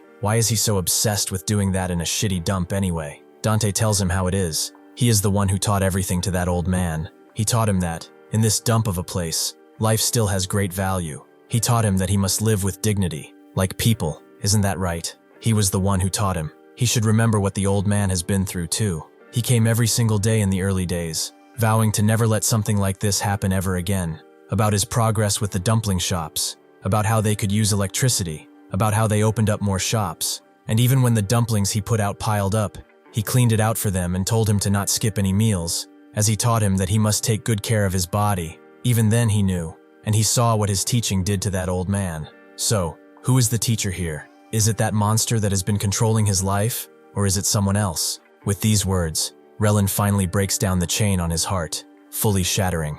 Mullark wonders what Bone Eater is talking about. Has he gone fully crazy? This is a waste of time. He dashes past him, but Bone Eater trips him with his tongue, and then immediately rushes it sharply towards 182's chest. Mullark defends him, telling him not to dare touch him. This bastard is his own prey. Bone Eater unleashes his tongue in a flurry of strikes, but Mullark defends against him, only to find that he can't even cut his tongue. He tries again and again, but he can't, until he is fully cut and his bones begin to pop out. As Bone Eater clenches, Mullark thinks that this is impossible. He didn't even get a single scratch. This is not the Bone Eater that he knew of. He throws Mullark away and immediately lunges for 182, with Mongol dashing in front. He tells Legos to take the boy and run away right now, but Legos tells him to be careful and get out of here now. Bone Eater just doesn't understand why he is getting in his way. Why does he want to take away his food? He should give it to him so he can eat it right now. He cocks a mighty punch, and before it can hit Mongol, 182 rushes in, putting his hand in the Bone Eater's mouth, whose eyes light up from joy. Mullark asks if he's going crazy. Is he really going to let him eat him just like that? Mongol also tells him that they risked their lives to save him. What is he doing? 182 just says that he has to repay his debt, making Mongol cry out. Even Bone Eater is crying, as this taste is what saved him from his hunger that never ends. It is a gift from the gods themselves, but it's hard to tell why. Can't he just chew through his arm? His jaw hurts, and he can't move anything, and that's because Relin has arrived. Everyone looks stunned as Relin arrives, especially Mongol, who is beady-eyed at seeing him again. Relin takes the pair of medical scissors out of the Bone Eater's jaw very roughly, shattering it completely, and making Mullark wonder what the hell this guy even is. How did this bastard's jaw come loose? Relin doesn't focus on him, and instead grabs 182's hand, noting that he treated him very carefully, and he just ruined it. This is really getting annoying. 182 takes his hand back, staring at him like an angry child, and Relin just calls him an idiot. Mongol himself continues shedding tears, wondering why he's out here now. Relin doesn't respond. Instead, he twirls the pair of scissors in his hand, and knows that they have quite a few bits of disaster around here. This does not seem like a very safe village at all. He unleashes another strike on the charging Bone Eater, defending them, and Mongol finally realizes that his old friend is back. Bone Eater tries to move again after Relin unleashes another strike. However, his body can't move, with Mullark surprised that he's using just scissors. Could he just stop it with just a pair of scissors? Bone Eater screams out, asking who the hell he is and what he is doing to his body. Relin tells him to bark all he wants, although he should still speak properly. Bone Eater twirls his tongue around, and Mongol tells him to dodge it, as the scissors won't cut that tongue. Relin, however, ducks under the tongue and tells him that no matter how incredible his body may be, he is nothing but a damn mess of cells to him. Using his ability, he sees through the ligaments and everything into his mouth, right where the weak spot connecting the tongue is, and dashes through, cutting it up expertly, tearing his tongue muscles, and shocking absolutely everyone as Bone Eater takes the brunt of the heat. Relin explains that his muscles are completely torn, and his tongue will roll up into his throat and choke him, basically blocking up his entire trachea. Sure enough, the Bone Eater can't breathe anymore, and he desperately tries to claw at his own tongue, tearing it apart, but to no avail. He falls down on the ground, completely and utterly defeated. Everyone can't believe it. He finally fell. The Bone Eater, that monster, has finally been vanquished. The great demon lord, the demon king, saved their village. Everyone cheers, and some shake their ass, but Mullark is just impressed. He defeated one of the big ones pretty quickly. Were there such monsters here? Relin immediately begins doing an autopsy, cutting up his belly and seeing that he really ate humans, but human flesh has little muscle. It's pretty absurd. Suddenly, Mongol approaches him and gets down on his knees, apologizing with tears in his eyes. His promise to create a village was something that he could not fulfill. He could not change the nature of these people. Problems keep appearing. Maybe they are just, as he said, people who are beyond help. Relin tells him that's enough. He should stop obsessing over that. If he wants to prove it so badly, then he shouldn't force that promise any further. He should learn to fulfill his first promise of staying safe first. True, he apologizes for absolutely everything. Dante comes back and sees that it's over too. It was too fast though. This guy is a lot stronger than the big ones. It seems that, finally, he made the right decision. If this gives them the will to return to Relin, he will have space to negotiate. Suddenly though, he hears a bunch of people noting about a guy collapsing, which is 182. He immediately rushes to him, asking what he is doing here. Why hasn't he left? He sees the state he is in, and asks if he was fighting. He told him to leave. Did he think he could beat him with that body? He calls him an idiot and stubborn, asking what he was thinking, but 182 just asks why he is angry at him. He just wanted to help the old man. A hint of vulnerability crosses his features, noting that he said so himself. Or did he get it wrong again? Dante sees him for what he truly is now. A small, innocent child. He knows that he did it completely right, and that he did very well. Now he is beginning to understand a little about this place. However, even Dante himself wonders why 182 looks like dandelion spores. Is his eyesight getting worse? He rubs his eyes and sees that 182 is back to his normal self and staring like a dumbass. After being treated, 182 slowly wakes up and sees that Relin is right behind him, sewing his suit. He says that it's his, that those clothes are his, and Relin knows. He asks how old he is, as, from a biological perspective, those guys with abnormally strong abilities are all people who have been trapped here for over 20 years, but his internal organs are ripe, extremely fresh, so he's obviously still just a kid. 182 tells him he is an adult, but he used to be a child, making Relin ask what kind of nonsense he's talking about. 182 tells him that they're the same then, and Relin asks how. Is he talking about age? Is he an idiot? Hearing this, 182 immediately gets mad, asking what he knows, as he is just a doctor, not a teacher. Relin asks how he thinks people can become doctors. He's probably smarter than your teacher, but 182 tells him to stop lying. Relin just shakes his head, thinking that this guy has no common sense at all, and notes that he is not a prisoner, is he? Could it be that he was born here? This is a chicken coop with no exit, established over 45 years ago. It would not be strange if children were born here, right? 182 just very nonchalantly tells him that he was already here from the beginning, and that's what Relin meant. He throws his uniform into his face, and notes that he misunderstood. He tells him that they will be back soon, but he shouldn't move around and lie still. If he farts, he should tell him. Now they do not owe each other anymore, right? Dante shows Relin the map, who asks if the exit is marked, and Dante denies it. One can't leave through the entrance or exit. There is something like a device that prevents prisoners from escaping. It's a monster-sized thing that kills anyone who dares try. He might not believe it, but he saw it with his own eyes. He is going to the central headquarters to meet with the administration bureau. Relin asks what he is planning to do once he gets there. He told him already, but the administration bureau won't take his side there. Whether he has to take a dump on their doorstep or set things on fire, he has to try. The only ones who might know a way out of here are them. Relin says fine. Even if he finds a way out, how will he deal with his body, already poisoned by fog? Dante looks at the map and explains that he thinks if he leaves this place, he will be able to quit, because people usually can't quit drugs, since they're too easy to get. If he can stay away from here forever, his body will definitely return to normal. If withdrawal symptoms, like limbo, appear, he will definitely find a way to help them, because his father is a scientist. He can gather related experts to help with research. Once this matter is exposed, it will cause a huge uproar and speed up research. Relin tells him that's not it. He hasn't looked in the mirror yet, has he? Upon doing so, Dante sees that one of his eyes is blue from the fog. Relin asks what's so surprising about that. As long as he lives here, everyone will become like this. Dante wonders since when this started, but it seems that the moment Relin mentioned has finally come. Now he will start craving fog too. Will that limbo thing happen to him as well? This is too unfair. He has not taken any sort of fog. He doesn't even have any special abilities, but he is still screwed. Relin asks what's wrong. Didn't he say he could recover just a few moments prior? But Dante refuses. An addict's life only has despair and destruction left. Relin confirms, they have conducted experiments on prisoners, and if a person remains in a limbo state continuously, they will slowly lose cognitive ability and fall into a coma. Also, if he falls into limbo in the outside world without any fog at all, it's not as simple as becoming a vegetable. Even so, is he still planning to go out? 182 appears, asking what's wrong, and Relin knows that he told him to stay still. What is he doing running around? 182 knows that he is hungry, but Relin tells him he needs to rest. 182 asks why, and Relin tells him that he has not farted yet. 182 asks if he should push, but Relin tells him to stop talking nonsense. Dante confirms that this is a bad situation.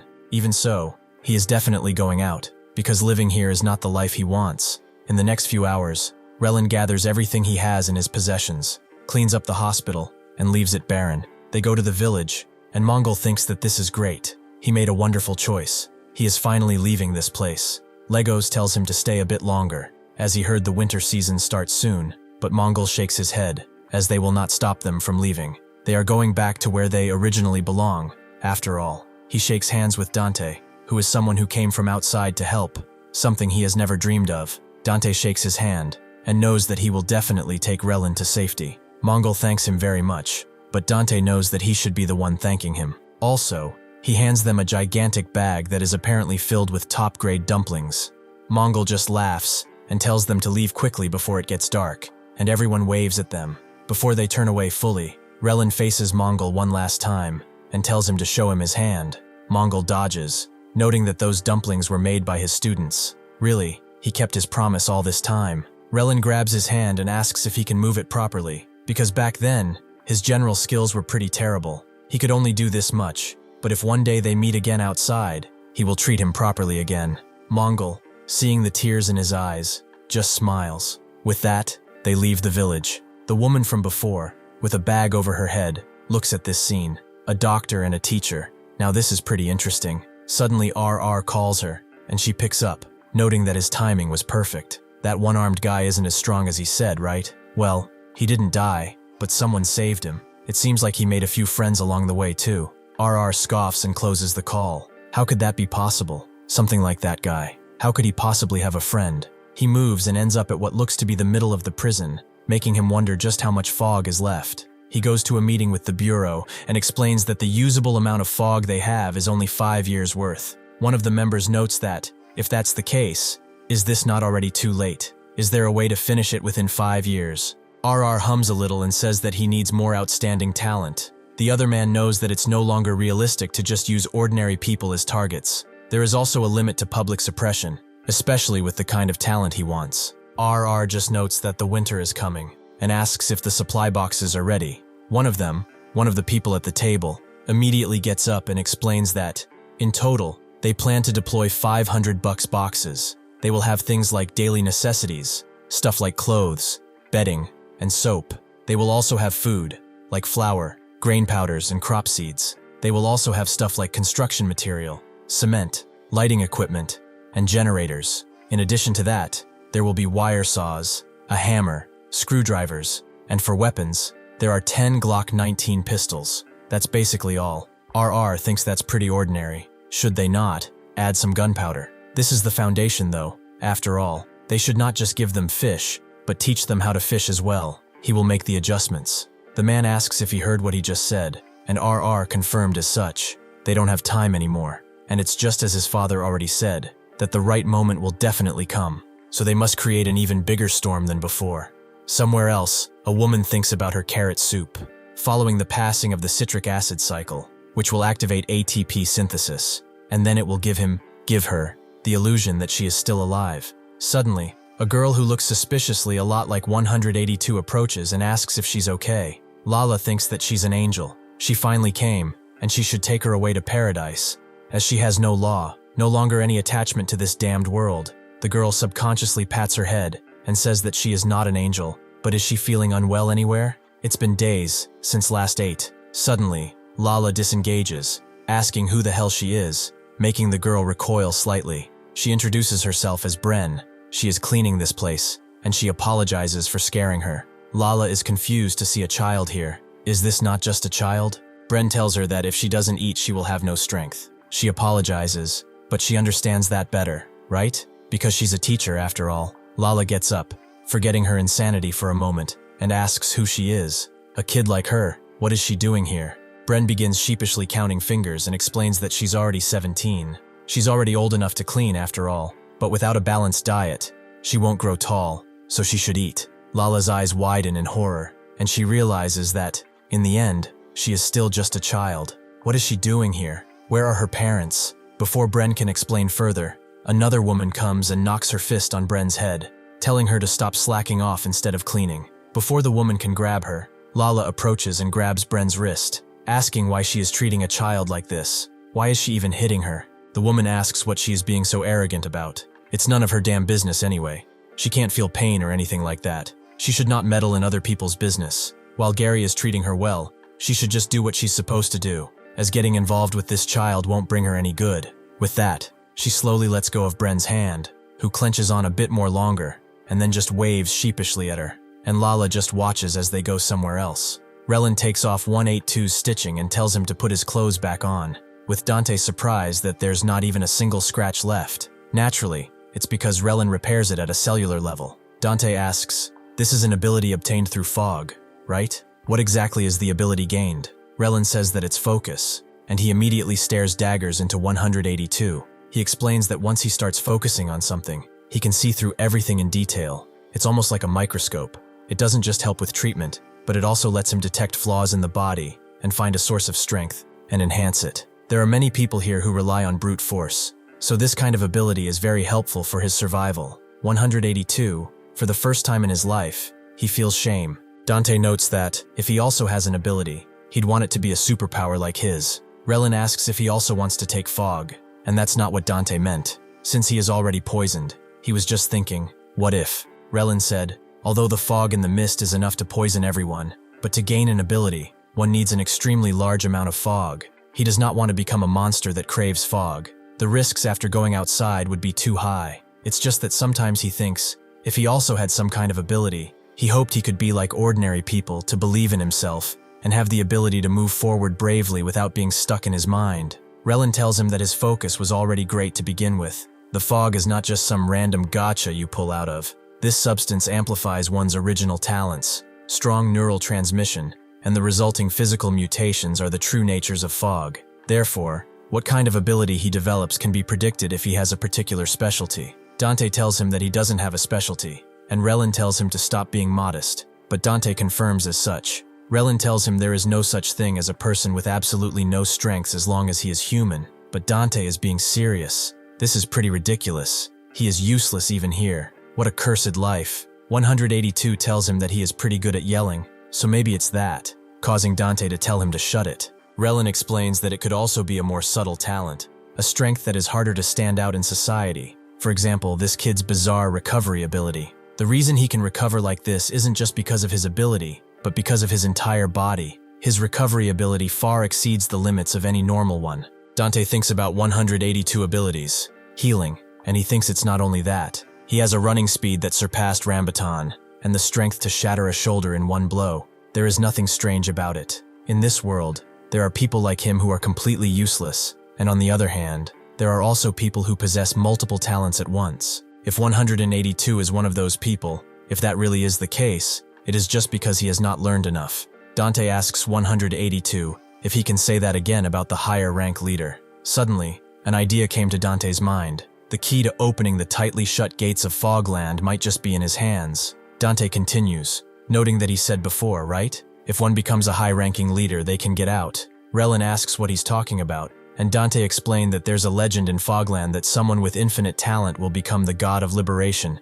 and will be able to free everyone out of this place. He knows it sounds absurd. However, there is no fire without smoke. And what about 182? Does he think it's just a legend? He seemingly retreats in his bag and thinks that these crazy people are keeping talking to him, and he doesn't understand anything they're saying. Dante takes this as him knowing something. Didn't he say it too? That only becoming a high-ranking leader can get someone out. 182 stares at him and says that something is wrong. Why does he want to become a high-ranking leader anyway? Dante explains that whatever the leader is, he wants it because it seems like it would help get him out of here. 182 has already told him that he cannot do it, but Dante asks about him. Does he not have a lot of talents? Is there not a chance, according to the legend? Before he can finish, 182 shows his arm, noting that he doesn't have a hand. Dante knows he's doing this on purpose. He always talks about something else when he's telling him about something. He's driving him crazy here. He thought they were close enough after going through so much together. The time has come. At least he should understand his position, right? Why can't he stay here? And how much he wants to escape? 182 claims that he doesn't understand, and Dante finally realizes he never intended to let him escape. Just what the hell is he doing following him around for fun? Isn't that right? Now that he thinks about it, he never seriously answered anything. What crime did he commit to get here? Why does he have to cover his head up with a paper bag? And what's inside his luggage? What's his real talent, too? He doesn't even know his real name either. Who is he really? Suddenly, Dante sees him as a child again, telling him not to do it, and 182 then runs away, making Dante quiver in rage. He is really going to lose his mind. Relin notes that the bastard left without his bag, so he will be back. Day turns into night, and they make a small fire in a corner, with 182 still not being back. It seems that he left. Well, he was also a factor of instability. One can't talk to him, and besides being stupid, he is also violent and pretty problematic. Actually, he never told 182 about the plan. He felt like no matter what he would say, he wouldn't understand, And besides, is he not a criminal? He doubts there's any way he could live with them. He's just someone they happen to run into here. It's a shame, but this is as far as they go. He goes to check on his bags, and Relin asks what he's doing. Dante notes that he is just curious to know what it is inside. Who knows if, in this bundle he always hides, there might be something that can help them. Relin asks why he is going through other people's things. Is he a thief? Dante says it's not that, and besides, this bag has no owner now. Relin tells him that's not true. He thinks they need to go together because he is not a criminal. Dante asks what the hell he is saying, and Relin explains that once he treated a very young patient here, one of the babies of this land. Has he heard of them? At one point, a very concerned man came to him and asked if he could come to their house to examine someone, as the patient had no way of coming to the hospital on their own. When he opened the door, he saw a child, the man's son. Relin asked how that's even possible, and noted that he will immediately report to the management office to ask for help. But the father told him not to do it. Something bad will happen. Something really, really bad will happen. If he could, he should act like he never saw them, as the ones owning this prison won't help anyone like his son. Those who are raised and born in Fogland are called the babies of Fogland. That's what the name implies. Those who are born here and then grow up there aren't many, but there aren't a few either. So he supposes that 182 too was born here. The realization slowly dawns on Dante, and now he understands. He really, really understands. Having a child in Fogland and raising them here, that, among all the immoral things he has seen, is one of the most chilling. Relin noted that he had no choice but to report to the management office after that. The two of them left the village in a hurry, but he always wondered what that bad thingy the father mentioned could be. Maybe the person who needs help the most is neither of them, but that boy. 182 sits in the darkness thinking about his sweet potato that he couldn't grow and wanted to show it to him. He's sitting in front of the guardian statue that he cracked the teeth of and still can't understand it. So she should come back. The mother, fallen from the sky, should please unleash an even stronger storm and please stop his steps. Please make it so his eyes cannot see, so that only the sound of the heartbeat remains, so that they know they are one. 182 tells someone to come back soon and tell him the way to stop this storm. Inside Queenstown, the resident queen sneezes as the cold gets to her, and she knows that winter is coming. It's time to change the supply box. Are they all ready to fight? This is Gary. One of the girls knows that they've been hoarding it for 5 years, giving the box to the Kundalini team.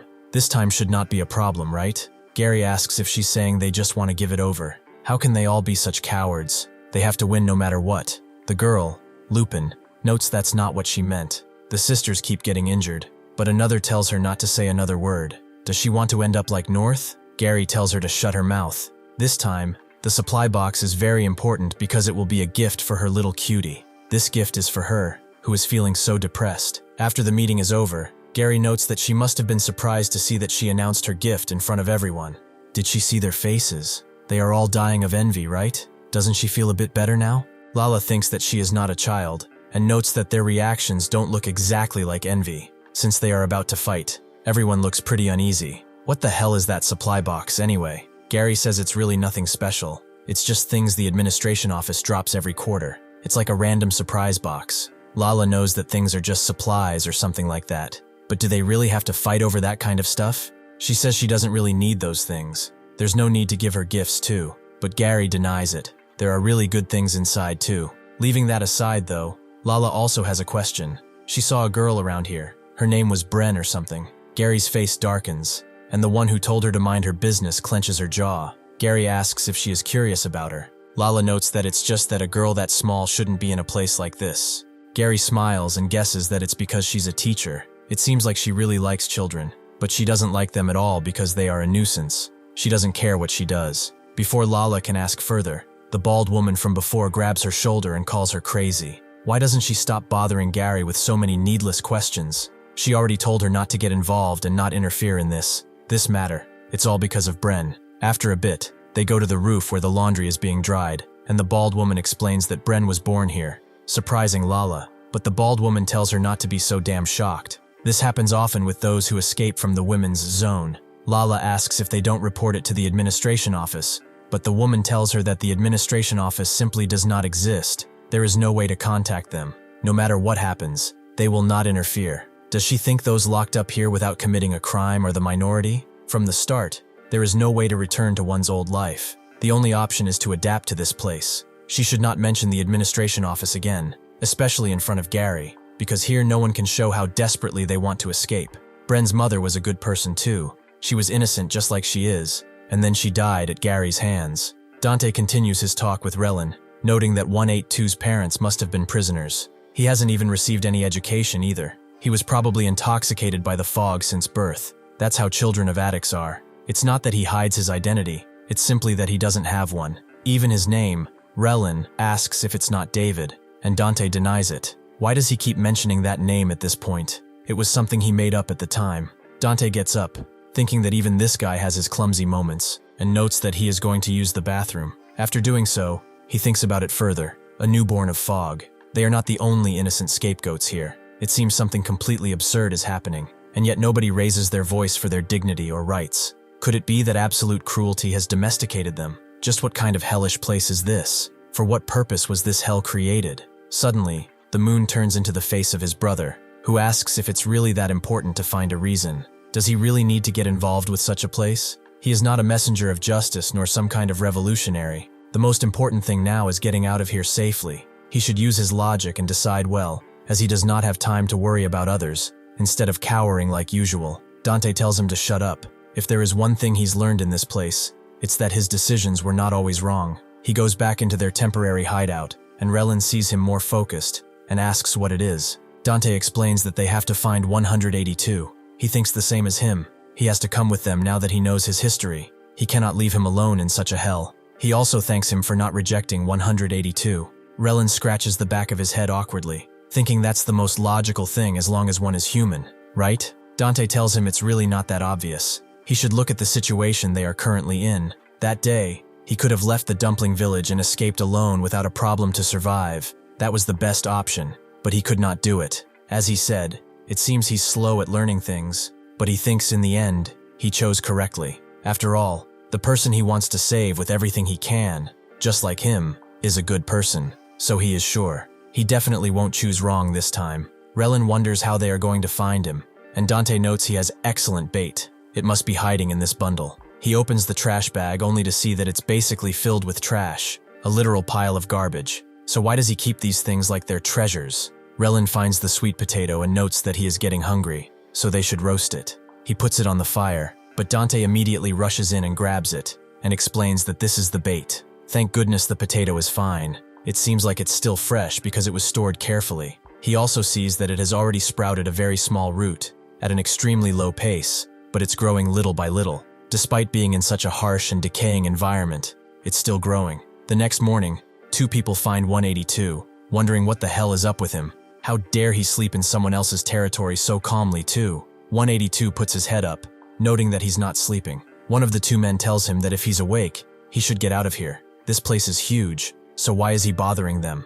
Does he not see the X marked on the ground? This is where they receive their supplies. The other one shuts him up, asking how he says stuff like that out loud. This is supposed to be a secret place even the zone leaders don't know about. As they continue bickering, they finally realize that there is no other choice. It seems this brat will have to be taken out. 182 just looks at them, and then points at himself rather confusedly. 182 gets up, and the two guys are surprised to see that he is bigger than they initially thought. But they have guns, so they shouldn't be scared. One of them pulls out what is supposed to be a gun, and notes that he is from the Technologia crew. He is a master of crafting homemade firearms and the next leader to be. The one next to him perks up, noting that he is Wilson, the assassin of the Technologia crew. If he were to describe himself, he has a perfect pitch. 182 immediately begins walking towards them, making them almost shit their pants. And Wilson tells the other one to shoot, but 182 doesn't seem afraid of the metal. The tips of his gun shine, and the trigger delivers judgment. He twirls the gun around, clearly not wanting to shoot, and Wilson tells him to, but the guy just says that it's hard to shoot a real person. Wilson says that he will shoot, but then 182 takes the gun from his hands and puts it straight at his forehead, clutching the trigger tightly, and Wilson knows that this guy is actually going to shoot. The other guy immediately screams at him to wait and calls him boss, telling him to spare them, as he will roll if he wants to. He will bark like a dog too, and he immediately begins doing so, with Wilson also sheepishly doing so, but 182 just tells them to shut up. After beating them a bit, 182 asks what a supply box is. The first guy wonders if he's new here, and Wilson notes that he is pretty strong for someone who doesn't even know. The other one explains that it's like a gift box, It's full of useful stuff. They also make weapons like this using items from supply boxes. Wilson knows that. Thanks to that, they have some firepower in this area. The other guy confirms that not everyone can have them. At most, only 2 or 3 boxes drop per village. Most of the supply boxes are taken by the bosses. The spot he is sitting in right now is a drop point. They only know it's a remote place, so even the bosses have not noticed yet. Since they shared such a useful spot with him, how about joining their Technologia crew? 182 asks if there are any sweet potatoes in the supply boxes, confusing the two, and the guy notes that crops are always included, things like seeds he can grow himself. But 182 isn't asking that. He's asking if there are sweet potatoes. The first guy confirms such. Probably there are a few if seeds are included. He could grow hundreds of sweet potatoes, making 182 stare at him beady-eyed. Somewhere else, Dante screams, telling him that the sweet potato he cherished so much has finally sprouted. His baby sweet potato has finally taken its first steps. Is he really going to be a parent who has never looked at their child? He gets on his knees, apologizing, as he pushed him too hard, and he will never do it again. Relin wonders if this is the method he came up with, and Dante tells him that 182 is extremely sharp of hearing. He can hear sounds from hundreds of meters away. If he's nearby, he would definitely hear this. Relin tries something else, putting a scalpel at the sweet potato's presumed throat, and notes that if he doesn't show up right now, the sweet potato goes.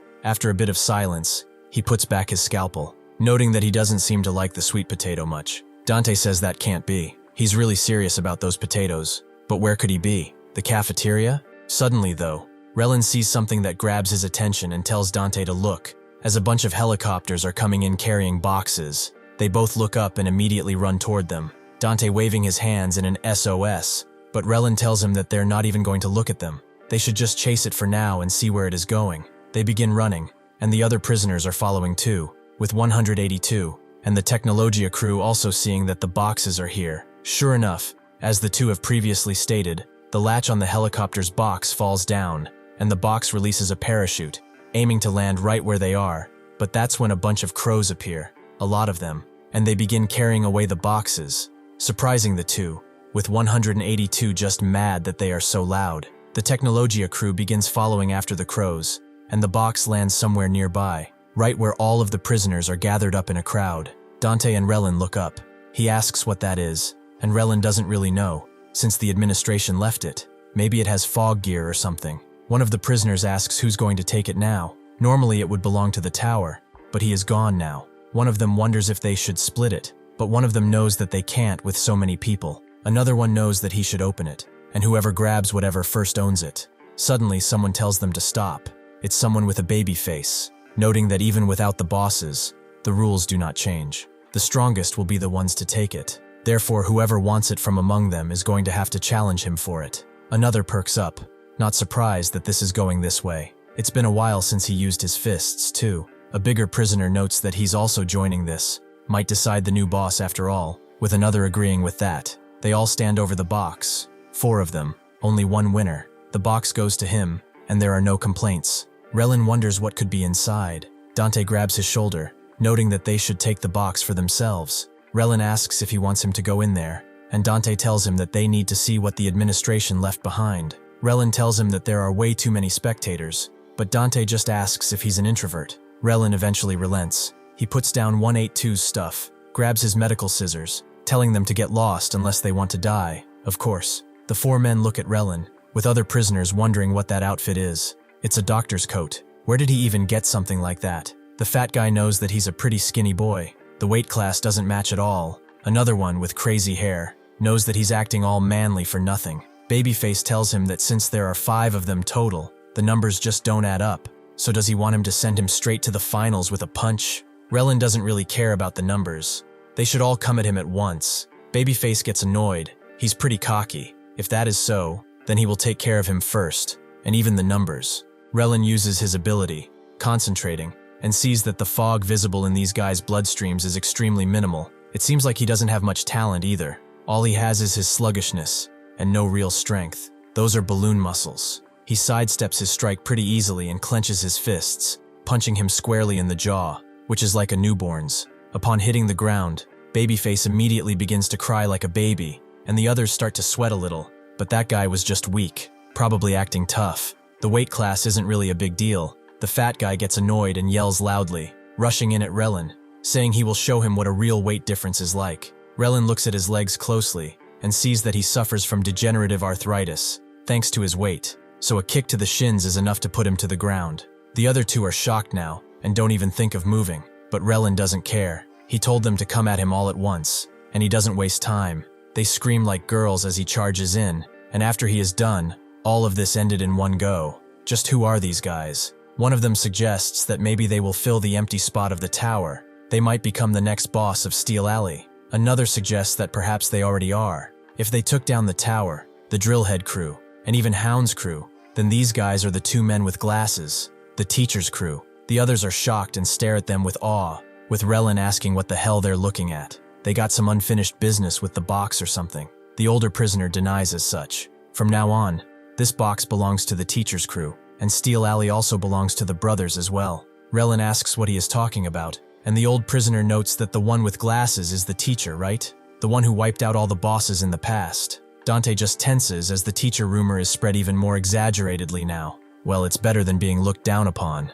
He stands forward, claiming that he is the teacher, the one who disciplines everyone with great teachings. Do they have a problem with that? If they do not want to be lectured by him from now on? Before he can finish, the older prisoner tells him to help them, help their Steel Alley, because they have no boss. All kinds of thugs from other areas are just looting them. If the teacher brothers punish them, they will pay them protection fees too. Dante freezes again, as this is not what he meant. With Relin asking what the hell he's even saying, Dante tries to act tough, noting that he's a ruthless boss. Why would he want to protect them? Why would he protect bastards? Well, their situation is unfortunate, but they have to protect themselves. The prisoners freeze, with the older one noting that they don't have any strength for that. Dante sees their helplessness, the hundreds of hands clasped together. They don't even have a single blanket left. If this looting continues, they won't survive this winter, and they will all die. Dante wonders what the hell this is, and what he's looking at, but suddenly a loud gunshot snaps him out of it. Everyone stares in its direction, with the prisoners wondering what it means. It seems the shot was fired by one of the Technologia crew, with the first guy noting that he was wondering where the crate flew off to, but it was just Steel Alley. Good thing it's a backwater with no boss too. Relin wonders what those idiots are now, and the older prisoner claims that it's them. Those bastards are going around looting while threatening people with guns. The Technologia crew put their guns forward and tell everyone to put their hands up.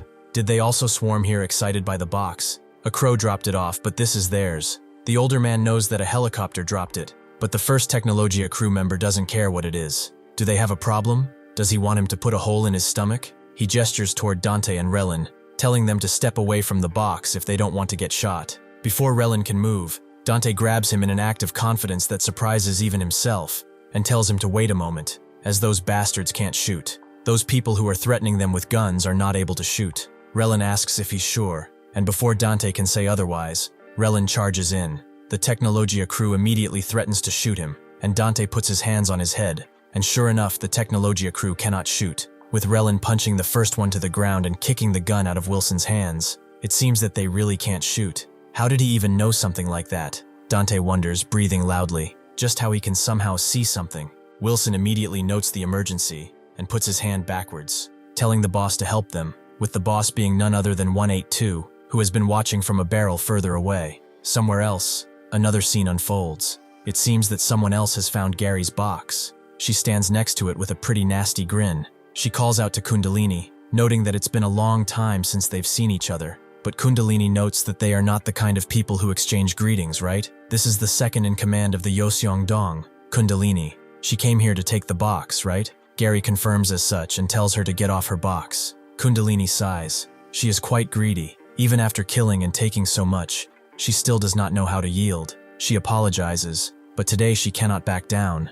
Gary is excited by this. They all heard that, right? It seems like the coward Kundalini is finally going to fight today. It is an exciting event. She hopes the sisters are ready to fight, as they will rip their tight-suited heads off. Kundalini, however, screams at her to stop. If they do this, they do it just the two of them, not drag innocent girls into this. They will settle this here today, the both of them, with their lives on the line. Both of the crews are shocked, and Lala thinks that Kundalini is not a coward. That person, she is a true leader. She remembers what the woman told her about Gary, about killing Bren's mother. Unlike that other person, she would rather have been captured by Kundalini. Gary immediately rushes in at the prospect, as that sounds absolutely divine. Kundalini jumps off the box as she approaches, and, using her agile body, she dodges the first strike. Gary tries to hit her again and again, but Kundalini dodges constantly, surprising everyone, including Lala, as she has incredible flexibility. Kundalini asks how this is, calling Gary a tendon sorcerer.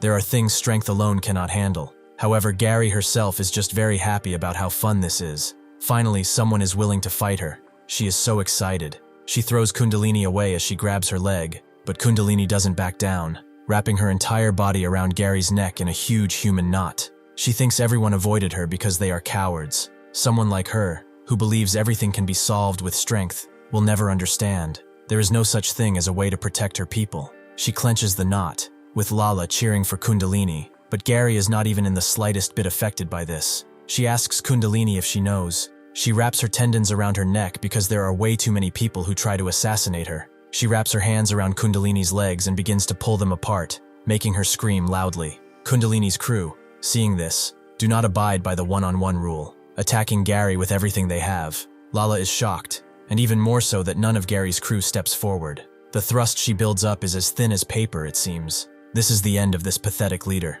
However, suddenly Gary begins to use her tendons to push everyone away, throwing them all in different directions. Gary asks Kundalini to say it again. What does she think she can protect? Kundalini herself stares at her and tells everyone to run away. However, naturally, she does not let them. After finishing up, Gary brings the box to Lala, with a rather honest smile on her face, calling her her little bird, and Lala now understands there is no way out of here. Back in Steel Alley, Dante is surprised to see 182 with the Technologia crew, surprised that they know each other, but 182 just kind of stares at all of them. Dante wonders why these guys are calling him boss, and Relin approaches, telling him to stop messing around. What is he doing? Does he have nothing better to do? Does he think they have time for that? He can't even go far, yet he makes things harder for others. 182 just, narrows his eyes, looking at him with what seems like disdain, and Relin pulls off his mask, revealing that he was actually sulking, surprising Relin. He apologizes, but 182 says nothing, and Dante sees that he is not actually sulking. He can see something from 182 too now, something huge and overwhelming that is pressing down on him with no way of getting out. He wonders what the hell this is. It's not just a simple hallucination.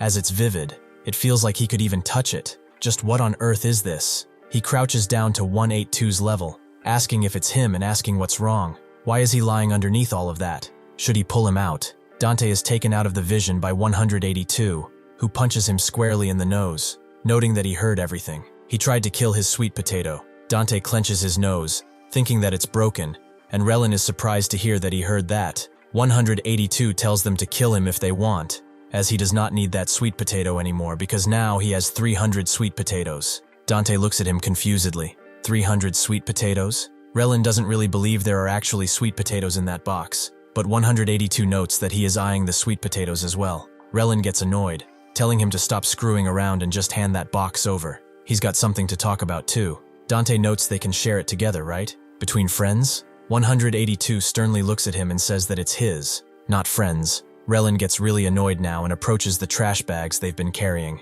asking whose this was again. The teacher told him to throw it away, but he went out of his way to keep it. Maybe he should have just thrown it away into a fire after all. 182's expression hardens, telling him to hand it over as that's his too. But Relin tells him if he wants it quietly, he should grab his box and come back to them. 182 tells him he's a greedy bastard, and Relin's eyes intensify, asking if he even knows why he's acting this way right now. He should just forget it. Explaining to an idiot like him is no good. It would be better to cut out his tendons and drag him along with them. 182 puts his hand in Relin's throat, and the prisoners are surprised to see that they're fighting. The Technologia crew and the teacher crew are fighting. They're butting shoulders. This is a shoulder clash. The prisoners cheer for the teacher crew, while the Technologia guys think that the teacher is a no-name and tells 182 to show them. Dante wonders what the hell this is, and remembers the talk he had last night with Relin. He asked what if 182 refuses? What if he does not want to leave? He does not know why he suddenly ran out like that.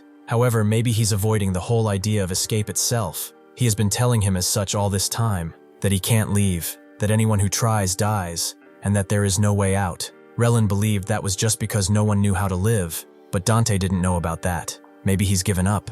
His longing for freedom? Addicted to fog. Maybe he doesn't want to go somewhere without it. Relin knows that could be it. He was like that too, until Dante pulled him out. Especially when Limbo gets close, his mind goes crazy, even using guilt as an excuse. There were times he wanted to stay in Fogland forever. Now he just carries even the hospital staff badge, and all he thinks about is getting out. Dante looked at him and noted that, if that was the case, 182 might actually want to stay here. He does not have any motivation at all. He doesn't even know what the outside looks like, and there is no one waiting for him there. This gray world must be everything he knows. Besides, 182 has lived here all this time, so the physical risks are gigantic. If he refuses, they should respect that. Relin told him, however, that he would save him. Both of them could save him somehow. If he refuses, they will cut his tendon and take him. Dante got up slightly, asking why he would go that far, and Relin told him it's because he can't anymore. He does not want to leave someone behind ever again. Relin is trying at salvation for those he couldn't save.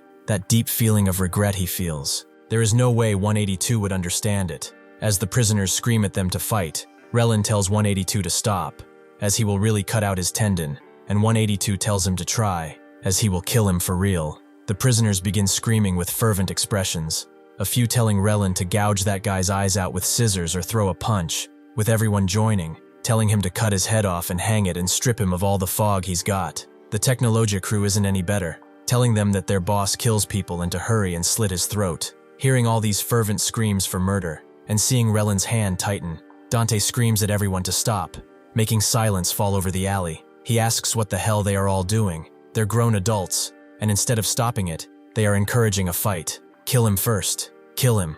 Can they even consider themselves human? Do human lives mean nothing? The prisoners are shocked, as he's really mad, and his voice sounds like thunder. Dante moves on to the gunman bastards. Are they saying they're the bad ones? Nah, from what he sees, they're all the same. Uncultured, stupid, disgusting, and apathetically petty. Just because they've got some power, they turn into beasts. If they like the logic of power so much, they should live by it and not beg while pretending to be pitiful. It's the rules they made, after all. He turns to Relin and asks what he is trying to do. He should just say it straight, that he wants to help 182. Relin unclenches his fists, telling him to forget it. He might not even know he needs help. Dante, however, notes that they have to try, and faces 182, asking if he wants to leave with them. Fogland, he means. Is he not curious about the outside world? There are way better things out there than sweet potatoes, things he has never tried before. However, before Dante can get further, 182 shields himself in a casket made of impenetrable material. 182 asks,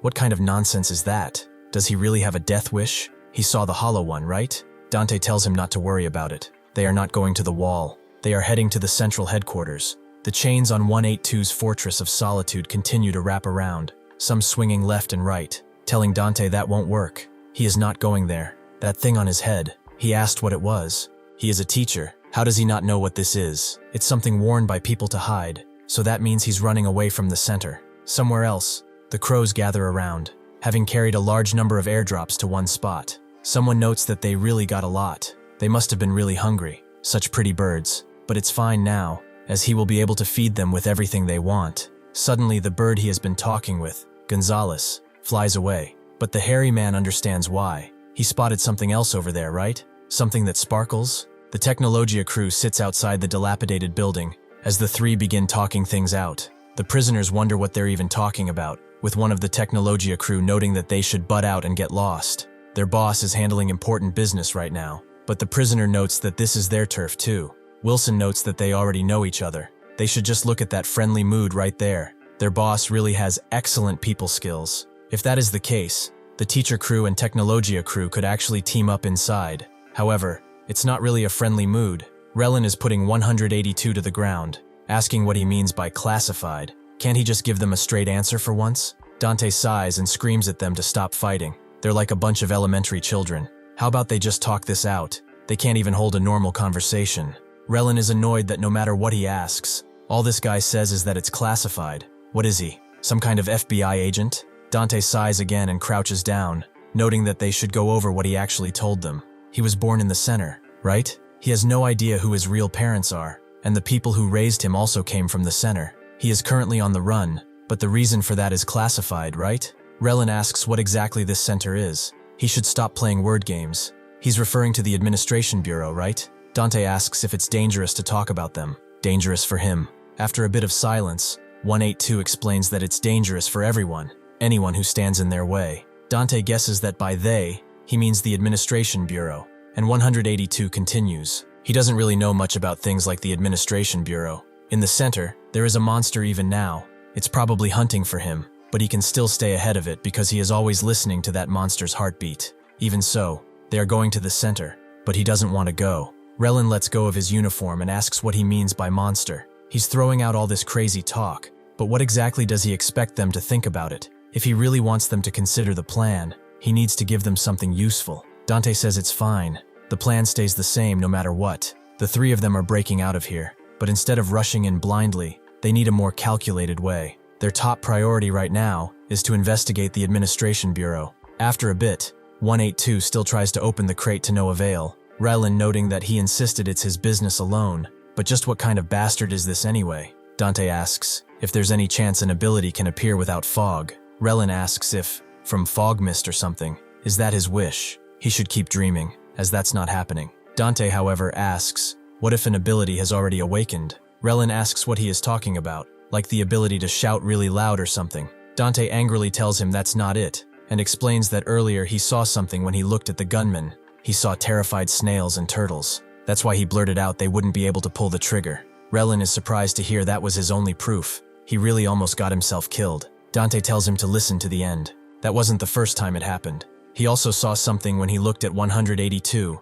something huge that was pressing down on him. That was probably the burden of the secret 182 is scared of, and the fact that they had no mouths felt like a vision of someone forced into silence with no option but to keep quiet. If that all lines up, on top of that, he saw the desperation of the residents here and things like that. Relin asks what he's getting at. Is he claiming he can read people's minds or something? Then what is he thinking right now? Dante looks at him but sees nothing out of place. It is the usual Relin he sees. He notes that he's probably thinking he should stop talking nonsense, surprising Relin, as that's exactly what he was thinking. And Dante sighs, pulling off his glasses. He should just pretend he'd never heard any of that. He's probably seeing things because he's exhausted. He thinks there's no way that's real. Even if some talent did manifest, it wouldn't be something like that. Prying into other people's thoughts is what his brother excels at after all. 182 continues fidgeting with the box, wondering how one gets it open. Does he just smash it? Is it even possible to open it with one hand? Relin asks if he wants help with that, and 182 immediately refuses. He doesn't need any of their help. As they continue bickering, Dante gets up and notes that if they are looking for any clues on the Administration Bureau, checking this box should come first. What does he say? Should they figure out how to open it together? 182 says that it's his, and Dante agrees. He's just trying to give him a hint here. Friends can help each other out, right? 182 notes that they're not friends. He already told them he is not going with them. Dante asks what that has to do with anything. They can still be friends even if they are heading in different directions, even if their paths split. By nature, friends are people from different worlds who meet and slowly start resembling each other. 182 says that's not it. They're supposed to be alike from the start, but then just tells him to open it for him. If he'd known, he would have traded it for a sweet potato, since there are over 300 of them in that box. Dante and Relin don't really listen to him anymore and begin opening the box, cutting out the straps pretty fast. This box dropped by the Administration Bureau. What on earth did they pack inside? Dante opens it, and Lala does at the same time, seeing that there are a lot of things in it like a first aid kit, toiletries, tissues, razors, basic necessity stuff. There are also clothes, with Lala hoping that there are shoes as well. But then she drops over a toolbox and sees something that resembles a gun. But in her eyes, however, it's just an electric drill. If it had been a real gun, she would have blown Gary's head clean off. She sees whatever else is inside, things like rebar, wood planks, cement even. Are they trying to turn the prisoners into architects? There's also a bit of plywood below, and after taking it off, she sees that it's a kit of chemical materials. She pulls it out and opens it. Lala's surprised to see what's inside. They have oxidizers, nitric acid, hydrogen peroxide. This is way too dangerous. What are prisoners supposed to do with all of this? However, these are all materials she is very familiar with since she majored in chemistry. Dante opens the box too, and they pull everything out, seeing that it's just daily essentials, just mass-produced stock and not anything that might serve as a clue. Relin notes that there are clothes in here too, loads of them. Dante understands that those people walking around in casual outfits must have gotten clothes from these boxes. There were especially a lot of people in casual wear in the dumpling village. They must have been sharing the same box. Now, Relin understands that these construction materials are for that too. Dante confirmed as such. Most buildings in Fogland are made by expanding the original cells. They probably use these very materials to do it. This is pretty strange. The prisoners are remodeling the prison however they please, creating their own kingdoms. Yet the administration isn't just ignoring it, they are supporting it. On top of that, they just choose to toss supplies around at random locations, which naturally sparks competition. Relin also pulls out the kit of materials. What are these supposed to be for? Aluminum powder and all sorts of chemicals and ingredients. Dante explains that he majored in life sciences, but aren't these hazardous substances? He also knows that much. What exactly are these prisoners supposed to do with materials like these? This place is crawling with idiots, just like this guy who is searching for the sweet potatoes. Well, things like hydrogen peroxide and ethyl alcohol can be used for treatment if properly diluted. He should set aside a few of these. Seeing 182 defeated there are no sweet potatoes. Relin throws the packet of sweet potato seeds at him, and 182 immediately opens it up, revealing just a bunch of seeds. He wonders how they could mistake that for a sweet potato, but do they really think he's completely dumb? Dante tells him that is actually a sweet potato. It's a tiny baby sweet potato, making 182 pocket them immediately. Dante also thinks that, for now, this is a jackpot they did not see coming. This is exactly the kind of stock they've been needing. Finally, they can do more than just rinse with plain water. They can actually get cleaned properly, especially him. They go to the washroom and splash water on 182's face, who is surprised. Why are they? What are they doing? Why are they spraying water on him? They should do that on their clothes, he said. They're going to wash them, right? Relin tells him that he smells like a dog that hasn't bathed in ages, and Dante confirms as such. Ever since he came here, he hasn't even splashed a single drop of water on himself. 182 wonders why he should. Dante tells him that it's because he's human. He needs to wash his body. Ignaz Semmelweis saved countless mothers by teaching that hand washing is essential, and Nightingale used data to prove that hygiene impacts mortality rates, so cleanliness is tied to staying alive. Relin tells him that right now, he's practically a giant walking bacteria. His teeth are probably rotten too, which 182 claims is wrong. Relin immediately splashes him with water, noting that he's been using his hand after he went to the bathroom. He didn't even have toilet paper, right? He's a filthy bastard. This hits Dante too, in a different way. 182 begins dodging the water with efficiency, making Relin use 2 showers at once, wondering why he needs to make such a big deal about this. 182 twirls in the air, and Dante can see the landing point. He throws a soap bar right at 182's feet, making him fall on the ground and taking the first wave of water. 182 gets annoyed and gets up, asking why they are coming at him like this. Dante throws a bunch of soapy water at him, noting that he has broken his line of sight. This is their opportunity window, and with this, Relin is able to get in with a sponge and thoroughly scrub him. However, this brings back memories for 182, when they were all bathed in a giant white room with the water splashing on their bodies. His friend was always scared of it, but he was always there to hold her hand and make sure that she knew she wasn't entirely alone. After a bit of time passes, they all get cleaned up, and 182 actually cleans up pretty well. Relin is worn out completely. Even his grandma's cat didn't put up this much of a resistance before, and Dante thanks him for his hard work. He really threw a fit over something as simple as taking a wash. Does he have some kind of phobia of water? It's a good thing food is his weak spot. 182 tells them not to even try something like that on him again, and Dante asks how he feels now. Doesn't it feel nice to be clean? He has a fresh outfit he likes, is drinking delicious milk, and he smells good too. He is also pretty handsome. He's actually quite a pretty boy. He would probably be crazy popular in school. Relin agrees. He seriously looks like a delinquent student who would ride a motorcycle and be covered in tattoos while smoking cigars. Dante takes in the smell of the outside world. Relin looks around and sees that they are attracting a bunch of attention. He notes that unless they end up with laundry problems, they should avoid wearing regular clothes. The 3 of them dressed like this stand out way too much. Dante asks, "Who cares?" He doubts there's anyone left who even tried to mess with them now, right? They have the white warrior Relin and the barbarian 182. He wonders, is it because they took a proper bath, or because they caught a whiff of the outside air again?